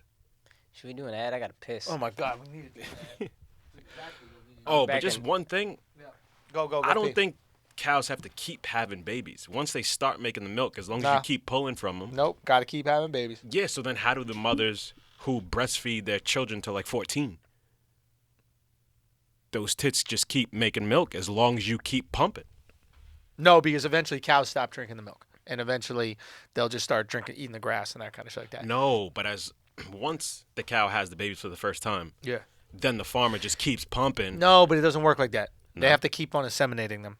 They Really? run out of milk. Yeah. Oh, shit. Yeah, that's what's so fucking devastating about that Yeah, I'm shit. good on milk now. Yo, son, I might be good on milk until ice cream. All right? Let me tell you something. Today's podcast is brought to you by the Happy Time Murders. You know the world of Jim Henson, but discover what happens on the other side of the street in the most outrageous R-rated comedy of the summer. Brian Henson, the son of Jim Henson and the director of Muppets Christmas Carol and Muppets Treasure Island, brings us the very R-rated Happy Time Murders, starring Melissa McCarthy and as a foul-mouthed detective in a world where puppets and humans coexist. It's a place where the puppets interact with humans in a very adult, sometimes shocking, and ultimately hilarious way. And the Happy Time Murders detective Connie Edwards, played by Melissa McCarthy, teams up with her puppet partner Phil Phillips and goes into the seedy underbelly of Los Angeles to find out who's behind a series of puppet murders. How you out here murdering puppets? The Happy Time Murders is unapologetically outrageous and co-stars comedy all-stars Maya Rudolph, Elizabeth Banks, and Joel McHale. These puppets are no Sesame, all street. You heard that? That's what we call a byline right there. I'm fucking with that one. No Sesame All Street. See the Happy Time Murders in theaters August 24th. Make sure you go handle that. You know I'm going to be seeing that. I like it when they take those puppet movies and they turn them into not even puppet movies, but I like it when they take cartoons and these types of things and turn them into adult content because it seems that much more fucked up. Like South Park will touch on these like adult issues. And it seems that much more savage because it's basically kids doing it. You know, it's a kids. It would look like a kids show is attacking these like foul, not politically correct, and unapologetic terms, which is something I guess we would say that we do here on this very podcast. I just read the ad. You're perfectly timed to come back. Perfect. We will not be pushed around and bullied by what people interpret. You will have to judge us on our intent. What else we got in terms of deportes, Akaash? You know, it's kind of a funny story to me. So Hugh Jackson, a punishment for a player. I don't remember what rule the player violated, but the punishment was that he had to play most of a preseason game. So, being on the Cleveland Browns is so fucking miserable that if I want to punish you, the best way to do that is to make you play on the Cleveland Browns. I thought they left him in because he was getting torched and they were just trying to embarrass him. From what I understand, it was a disciplinary thing. Maybe I'm fucking up and I'm just reading headlines like a loser. Yeah. But we could, if in the meantime, while I look up the facts of that story, we could talk IT in Cleveland. Oh, IT out here. This is the thing with IT. Before we go and we feel bad about IT and the sob story that is IT, understand what happened. IT goes on his Instagram and talks about every team he's been on, and the bad ones he kind of shits on, the good ones he says it's good, and he basically says that Cleveland was a shithole. IT is Isaiah Thomas. Right. Now, this tells you everything you need to know about IT. Yep. Okay? If he is not tight-lipped on his public Instagram that's consumed by the world, every single reporter, every single newslet, if he's not tight-lipped about an ex-team, a team he's no longer with, you don't need to say shit. You just keep it moving. A team you could theoretically re-sign with. Absolutely. Not to mention, every other team is going, do I want to sign this guy who will talk shit about us when he leaves? There's something to professionalism which IT appears to not have any of. I love watching him play, and when he's on his elite shit, he is one of the most fun players to watch, hands down. How many times has he been on his elite shit? With Boston? Boston. And I'll be honest, when he was with either Phoenix, Sacramento or Phoenix, like he was a very fun player to watch. Undeniably fun player to watch. But it's very interesting to see someone continue to shoot themselves in the foot. And when you see someone shoot themselves in the foot once, you feel bad. You see them do it twice, you're like, hey, bro, what's going on? 3 times, you're like, you might need to get rid of that gun or get rid of that foot because you're going to keep on doing this. You know, I was in Boston doing this thing this weekend, and I met up with a bouncer there who had been shot 10 times. And my first question for him was like, do you ever think it's you? Like 10 times and separate times. Yeah. It's got to be you. My first question is, do you not have any other skills? Well, I asked him, I was like, do you want to just move to like a different part of the comedy club? Like, work in the He got shot at a comedy club? Bam, by a girl. No. Wow. Son, a girl was coming there to shoot her boyfriend, and he broke it up, and so she shot him. He's got a scar on his face going from his lips to his cheek. And it's from a girl who thought he was cheating on her. And I was like, well, did you at least cheat on her? And he's like, no, never cheat. Bro, imagine you got your face sliced open by a girl for cheating when you didn't even fucking cheat. That's crazy. Son, girls crazy out here, son. There's some crazy-ass girls, bro. Some crazy-ass girls. Yeah, fuck. Anyway, point being is if you see somebody making the same mistake over and over again, you're going to have to realize it might be them. None of us should really be on social media. IT less than most of us. Yeah, you're so right, dude. I mean, who fucks himself on social media more than IT? Trying to think. You know what's also interesting? Sorry to interrupt. Go. Apparently, he let Danny Ainge and whoever else, he let it be known he would be Absolutely open come back, to, right? Yeah, he would be open to coming back to Boston. Yeah. No offers were made. Yeah. He could have signed the veterans. I think if you took the veterans minimum, whatever he took from Sacramento, he'd have taken the same amount, maybe even a little less to go to Boston. And they were Denver. just like, He went to Denver. Denver, my bad. I'm sorry. They just said, "No, we're good." Because they know it's a culture thing. It's like Melo. I think, did we acknowledge that No, Melo's we have going? not. We need to get to Melo officially signed. We got a couple sports stories. Real quick, Yeah. Antonio Callaway is the wide receiver, rookie wide receiver for the Cleveland Browns. Marijuana citation. His punishment was that he played almost the entire preseason. This is a rookie. He should be playing a lot of the preseason anyway. Right. Hugh Jackson was like, you keep playing, and you know how much you fucked up because you're going to have to keep playing for the Browns.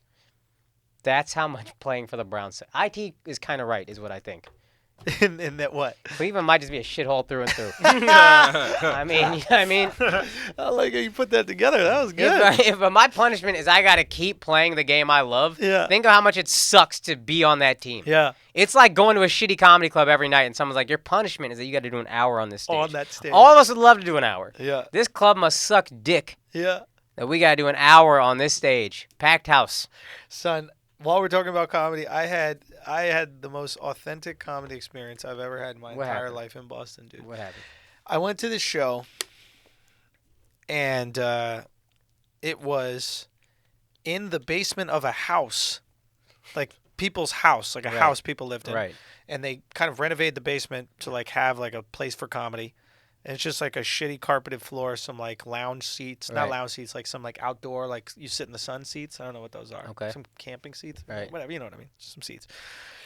And the show was called Hecklefest. And basically what happens is comedians go up, and they're comedians in the audience. All the audience is comedians. Everyone there is comedian. And heckling is encouraged. Wow. They don't even let you get through the first line of the joke. They were fucking roasting the shit out of people. And it was such a beautifully authentic experience. It's like, you know, Roast Battle, that show? Yeah. It's what that should be because it's all organic. Nothing's planned, right? Everything, they start a sentence. So I went to the store today, you know what I mean? Yeah. And it's like, why didn't you get hit by a car? Much funnier than this, but you understand. Right. Shouts to Jeff Ross for stealing Roast Battle, by the way. Did he steal it, though? Stole it from Rel. Definitely stolen? Yeah. He partnered up with the guy who did it with And Rel. then boxed him out. That's fair. I think that Rel should have. I think Rel, and listen, and I spoke about this on Brilliant Idiots as well. But in retrospect, I think you use Jeff Ross and you just go, hey, why don't we do this and make this a bigger thing, and instead of trying to like keep it to yourself.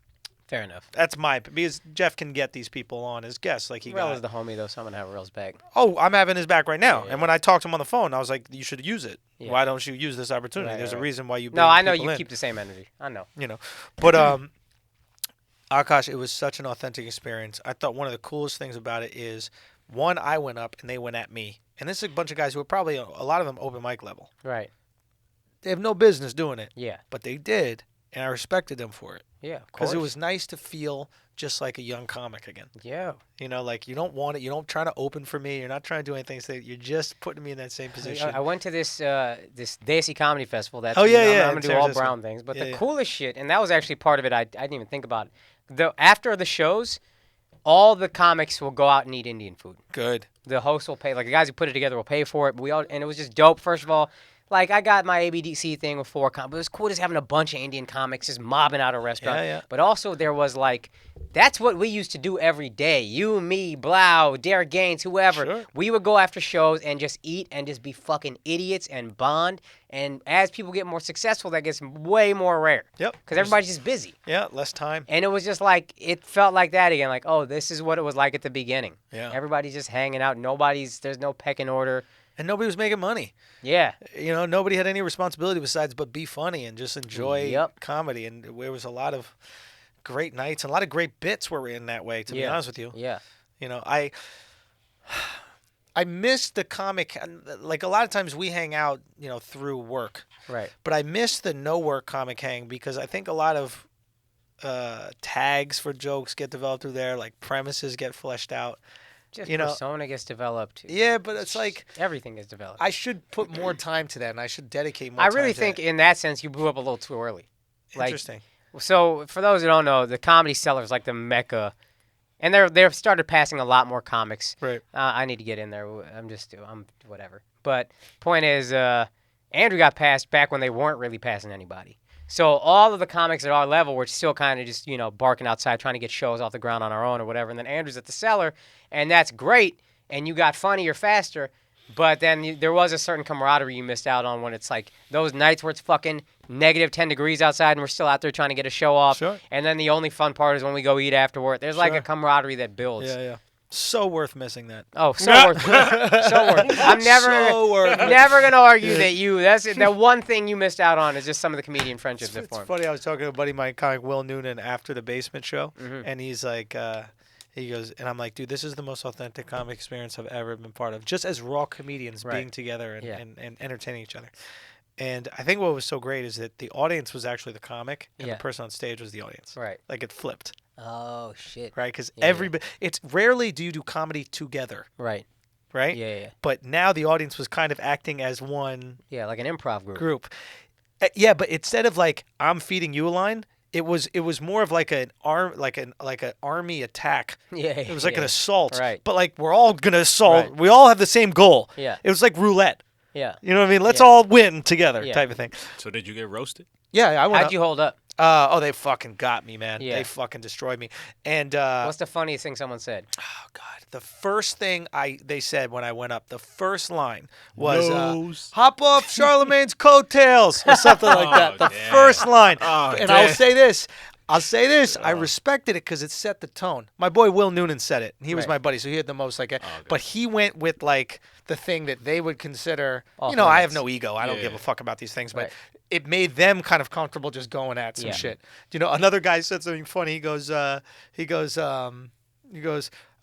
bet when you go down on a girl and you're eating her out, your nose rapes her.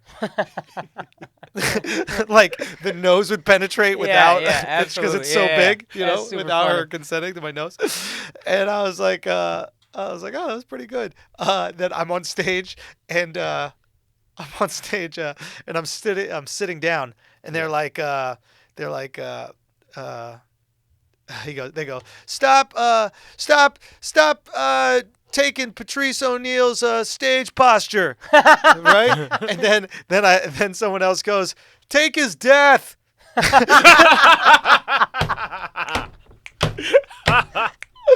And that's good. dude, it was really great. It was for this project that I'm working on, which I don't want to say much about, but it was just like such a unique, authentic experience, right. right? Oh, And I'm yeah. back there, and I'm back there, and I'm back there at backstage, and I'm talking to my buddy Will, right, who Right. introduced me to this thing, and he goes, and I'm like, dude, this is the most authentic comic experience I've ever had.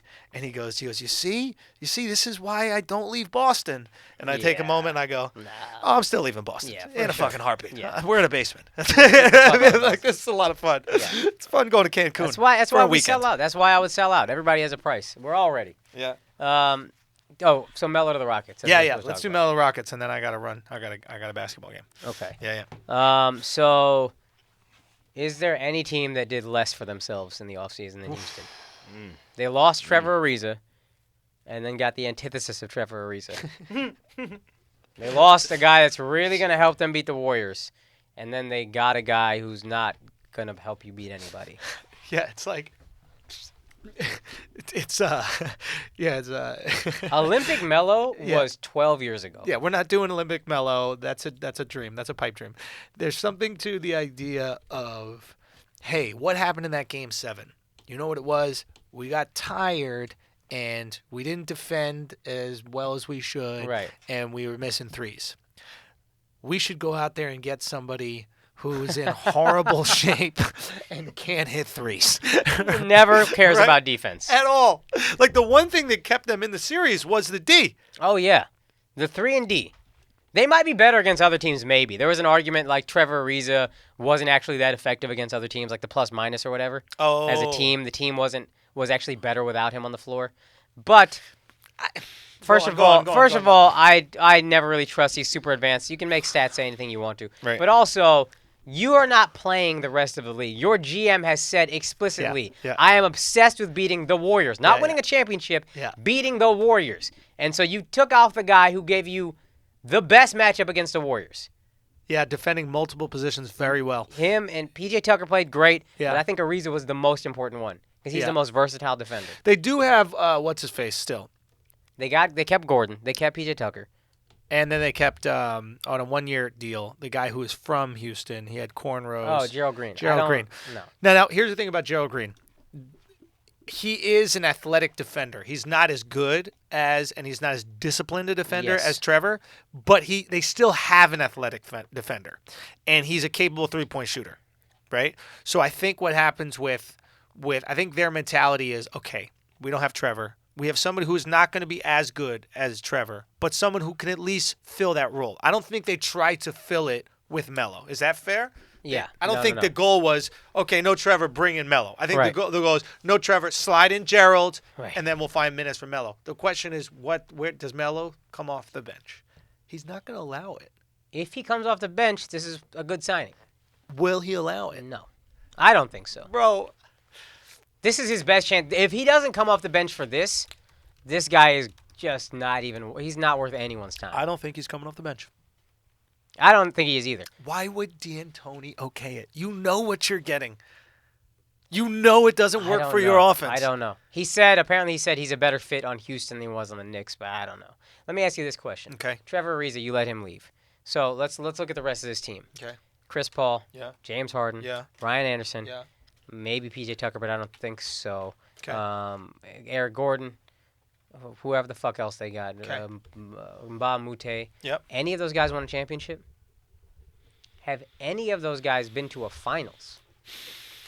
You had a champion. Trevor Ariza was a fucking champion. Ooh, so now He was you got important on a championship team, maybe two. no winning pedigree. You don't have anybody left. And I'm not saying that's the most important thing, but he was incredibly important in that series. And if your idea of replacing him is Gerald Green, nah, fam. My feeling about that is this, and I think it's an interesting perspective, but I think Chris Paul fills the role of anybody who needs to motivate to Can win. he stay healthy? Only if they give him rest. I think you look at all D'Antoni teams, and what happens is they crumble at the end of the playoffs. And he And people hasn't- are like, oh, it's all about 3 and D. It's like, yes, you can't shoot threes when your legs are tired. You play a 7-man rotation, everybody's going to be tired. If you stretch that to 8 or 9 just to get them minutes, you know you can't play Chris the way you're playing him. Yep. You know you can't. Yep. And this happens to him every playoff. He extends his body. You got to limit his playing time during the regular season too. Just call up Pop. Just call up Pop and go, how'd you keep Tony healthy? How'd you do it? How'd you get Tony, who takes a fucking beating going to the basket for 10 years in a row? How'd you keep his body reasonably healthy? I sat him. Yeah. How'd And you- when you sit those players, you let the other ones develop. And now you got 8 people in the playoffs instead of 6. So if you, Yeah. Patty Mills gets to develop because you're resting Tony Parker. Right. And, You know what I mean? develop against real NBA player, not bullshit Yes. garbage time. Yeah. And that's what Pop always does. He always has, and he plays it in the playoffs too. Yeah. I have to rest my players. Chris Paul doesn't just need rest in the regular season. He needs playoff rest. This is not a guy that can play 45 minutes a game. He's just Right. not. He's not LeBron. No, you're right. And I think you gave up a really important piece, and then you're getting one who so far his only winning experience is on the fucking Olympics with Kobe Bryant, LeBron James, Dwayne Wade, and who the fuck else Had a knows. little help. Yeah. Yeah, I think it's sad because it was really exciting to see them go up against Golden State. I loved it. I dog. was really I excited. was really rooting for him. Yeah, we'll see what happens. I mean, I just think Melo's done. It's a shame.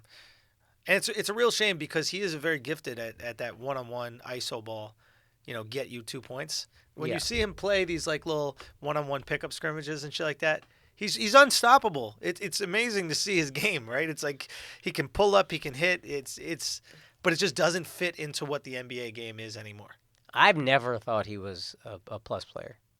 Fair enough, but you admit that But now it's when you even see worse. him go one-on-one, Sure. unstoppable. Sure. You either pull up, if you try to block the shot, he's by you. If you try to block the shot, if you don't try to block the shot, he's wet. Yeah. He just doesn't have NBA range for 3. And I know it seems crazy to say, but it's literally a foot outside of his range. And you know what's a foot in? The FIBA 3. Yeah. Olympic 3. Right. Oh, that's a good point. And that's why he was so effective, is because the FIBA 3 and that college 3 are perfect for Melo's range. And it could be just the dynamic of his jump shot, his strength, or whatever it is. But the second he goes another extra foot out, it's a problem. What you probably should do with him, if I'm D'Antoni, is put him in the corner. Because that corner 3, Is the shortest 3. That's interesting. there's something to it, right? I was talking to my buddy about it, and he was Right. like, yeah, it's just a little bit outside of his range. So let me ask you this: Yeah. Does anybody beat the Warriors? I think the Warriors' best chance of losing now might be Boogie Cousins. Will he tear it apart, you're saying? Will he just not fit in and cause issues? And even if he's not an asshole, like just the chemistry fit, all of a sudden him getting thrown in late in the season. I don't think so, but I don't think so because of Steph. I think that Steph is the fucking tesseract for that team, man. I think he holds that shit together, and they have to respect him because at the end of the day, he's not a scumbag. At the end of the day, he's kind of a good guy. You got a family, you got kids, and he believes in, the God stuff. He really believes in it. He's you're looking at this guy who's not only one of the best players in the league, but he's got his life right. Right. When you got someone who's out there gambling until 6 in the morning, and then he's telling you how to be a person, Right. you look at him like, who the fuck? It's back to the Jesus thing. You're like, who the fuck are you? Yeah. But Steph is really on some divine shit. Like, he's a genuinely good dude. He doesn't pop ego with the other guys. You don't see him doing it. Yeah. And I think he leads in a very interesting way. And I think that, to be honest, I think Kerr has a similar relationship maybe that Pop had with Duncan. Right. And I think Kerr might discipline through Steph. Right. And I know Draymond, Clay, and probably KD all really got Steph's back. Right. KD don't want to be the leader. No. He So said that. He said exactly. And Steph does. Yeah. So if there is an issue with Boogie, I think Steph can handle that. And I think Steph will approach Boogie in a way that is so non-threatening. When Draymond goes up to Boogie and they start woofing, that's a fight. When Steph comes up and he's like, hey, man, what are we doing? How dare you fight Steph, Boogie? You're 7 foot. So you think Warriors got it locked up again? Not. Here's the thing. Sad, but yeah. I know this season, you kept reading, like, this is the most issues Steve Kerr has had managing the locker room. Yeah. This is the hardest time he's had. But Yeah. you threw in a guy who's historically uncoachable. Cancer. Yeah. Yeah. And So- who's going to be really insecure because he's coming off injury. So he's going to be even more ornery.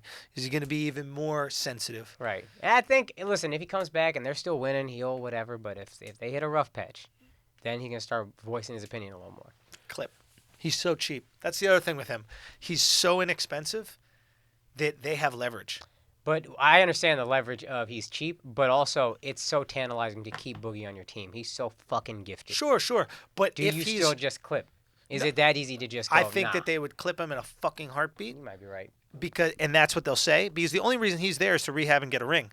So they're basically like, yo, you want this ring? Act straight. And if you don't, bye. Yeah. If you got him locked in for 4 years at $30 million a year, you Right. can't clip him. You got to get your money's worth.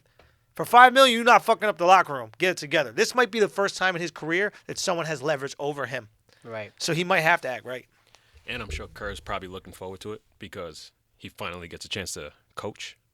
Oh yeah. He hasn't had to coach players. He's had good guys that just we know the game. We got this. We have our formula in place. Good for character the past. guys. Yeah, maybe Draymond a little bit gets a little wild and he has to talk to him, but for the most part, everybody on the team is very professional. Dre's the only guy that needs to be coached. Yeah, and he don't listen to Steve. Yeah. But yeah, this is an opportunity for him to really take an elitely talented player and see if he could mold him in that Popovich way where he's gets you to play in a system. Yeah, I thought somebody would go somewhere that's going to strengthen a team. I thought LeBron was going to go somewhere. Kawhi was going to go somewhere. Toronto's legit now, I think, I think it's really interesting. Here's the one thing I'll say about Kawhi. He seems to disrupt everything Golden State is doing. And Damn near single-handedly. And imagine that on the East Coast. But you don't got Pop. You don't have Pop, which is massive. Right. But you got Nurse, who I think came up under Pop. Maybe. So, and you have a guy who has a sophisticated offensive mind. Right. He'll be able to get him looks. It's not like he's a dummy. You know what I mean? He'll be able to get him looks. But now you have somebody that can guard Jaylen Brown and Jason Tatum. You're not going to get easy I think they can make it buckets. out of the East. I'm talking about beating the Warriors. That's okay. That's fair. They're not being the Warriors. The Celtics could maybe, if Kyrie is healthy, if they're healthy, Gordon Hayward is healthy and productive, that's a squad. We're going to see some trades. Trust me on that. If Hayward starts balling and Jalen's still balling, Who do you think getting traded? I think they'd go either fucking way. I think, and I'll be honest with you, I think that the Celtics are such savages, they'll be monitoring his ankle, and they'll be asking doctors the entire time, how much longer do we have? Do we see deterioration? Kyrie done that? No. Gordon. Oh. I think they're monitoring that ankle, and they are getting the feed, just like IT's hip. They know it, and they are making their bets all about if it's sustainable. Right. And then Kyrie, depending on his interest in re-signing, they'll possibly throw him under the bus, and you'll start to see those same articles you saw, which is he might not stay here, he might go somewhere else. So here's my thinking with Gordon Hayward: a broken bone, it comes back, and from what I understand, it heals stronger than it was before. The bone but not the ligaments. So especially with ankle, and I know this from having tons of ankle injuries, once you stretch a ligament, it's just like a fucking rubber band. Yeah, Rubber band's maybe a bad example, but what's the one where it loses its elasticity? I mean, if you stretch a rubber band enough, it loses elasticity. Boom. Or the rubber band. Sweatpants, socks. Belt, Yeah. socks, all those types of things. All of a sudden, they start to just not contract like they Right. used to. So now they're loose, and you need to work all the muscles and shit around it. That's what happened with Steph. He was like, I had to work all the muscles around my ankles and blah, blah, blah. So while the bone is going to come back, all those fucking tendons that stretched when it went over ain't coming back the same.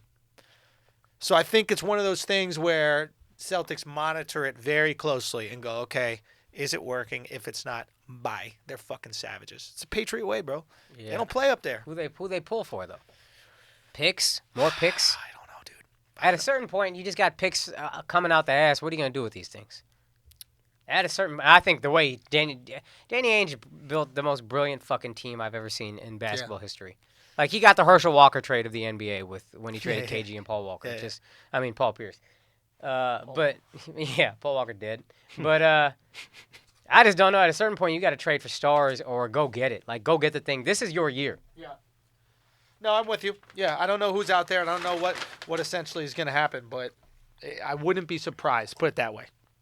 I wouldn't be surprised if they go at it. And who cares if you have, picks coming out the ass? Maybe Alex will buy them on fucking Adam and Eve. Yeah. What's up, Alex? Yo, we have to do fantasy football. All right, we'll do fantasy football. We have to. We'll definitely do fantasy football with the fans. We gotta have a league. We'll do a fucking league. We'll figure it out. Me. I'm going to be up Jesus in Christ. Seattle the 16th. The show's sold out. Vancouver, still tickets left. So if you're in Seattle and you couldn't hit the Seattle show, drive up to Vancouver. It's close. That's the 17th at the Rio Theater. Go to theandrewschultz.com for tickets. And then I'm coming back. I'm going to be in, what's it called? The Stress Factory Comedy Club in New Jersey, the September 7th through 9th. And then I'm out there in Europe. You already know my dates out there in Europe, so make sure we talk about that, man. Thank y'all so much for supporting. Go to theandrewschultz.com for more ticket dates and all that good shit. I love y'all so much. Flagrant 2, Asshole Army in full effect. Thank you for supporting what we do. And you know what we did today? We gave you that sports episode y'all been begging for, man. We went hard body on the sports, hard body on the God, hard body on the sex toys and such. Anyway, I don't know. But, yo, I'm gonna run out of here to this game. Y'all finish it up, man. Share your dates and everything like that. Yep. Thank you. And sorry about being late, guys. First of all, thank you to everybody who came out to San Francisco to see me perform. Also, Asshole Army, just multiple times in San Francisco, people just threw it up to me, whatever, just said, hey, man, I appreciate what y'all are doing. That's Love what's listening up. to the show. That's what's Yeah, up. people throwing up the assholes in San Fran. Not the first time those assholes have been thrown up in San Fran. I noticed I did notice a couple of them kept it loose. I didn't notice that, but I appreciate the love either way. Also, just plugging the dates again of the Down South tour. First of all, Pittsburgh, we're still trying to work out. I know somebody's been hitting me up asking about Pittsburgh ticket links. We're trying to work out whether or not that's actually going to happen. I think it is. But in the meantime, Nashville, Zany, September 27th. Huntsville, September 28th and 29th. Atlanta, we're going to be at the Red Clay Comedy Festival, September 30th. Raleigh, we're going to be at Good Nights, October 3rd. And then October 4th, Washington, D.C. Improv. You can buy tickets at AmericanBornDesiComics.com. We're going to the South, dog. Let my homies know that the South is not a bunch of fucking racist rednecks, and we're great comedy audiences. Come out. That's it. We're good, right, Alex? Yeah, we good. All right, thank you guys so much for listening. We'll see y'all next week, man. God bless. Peace.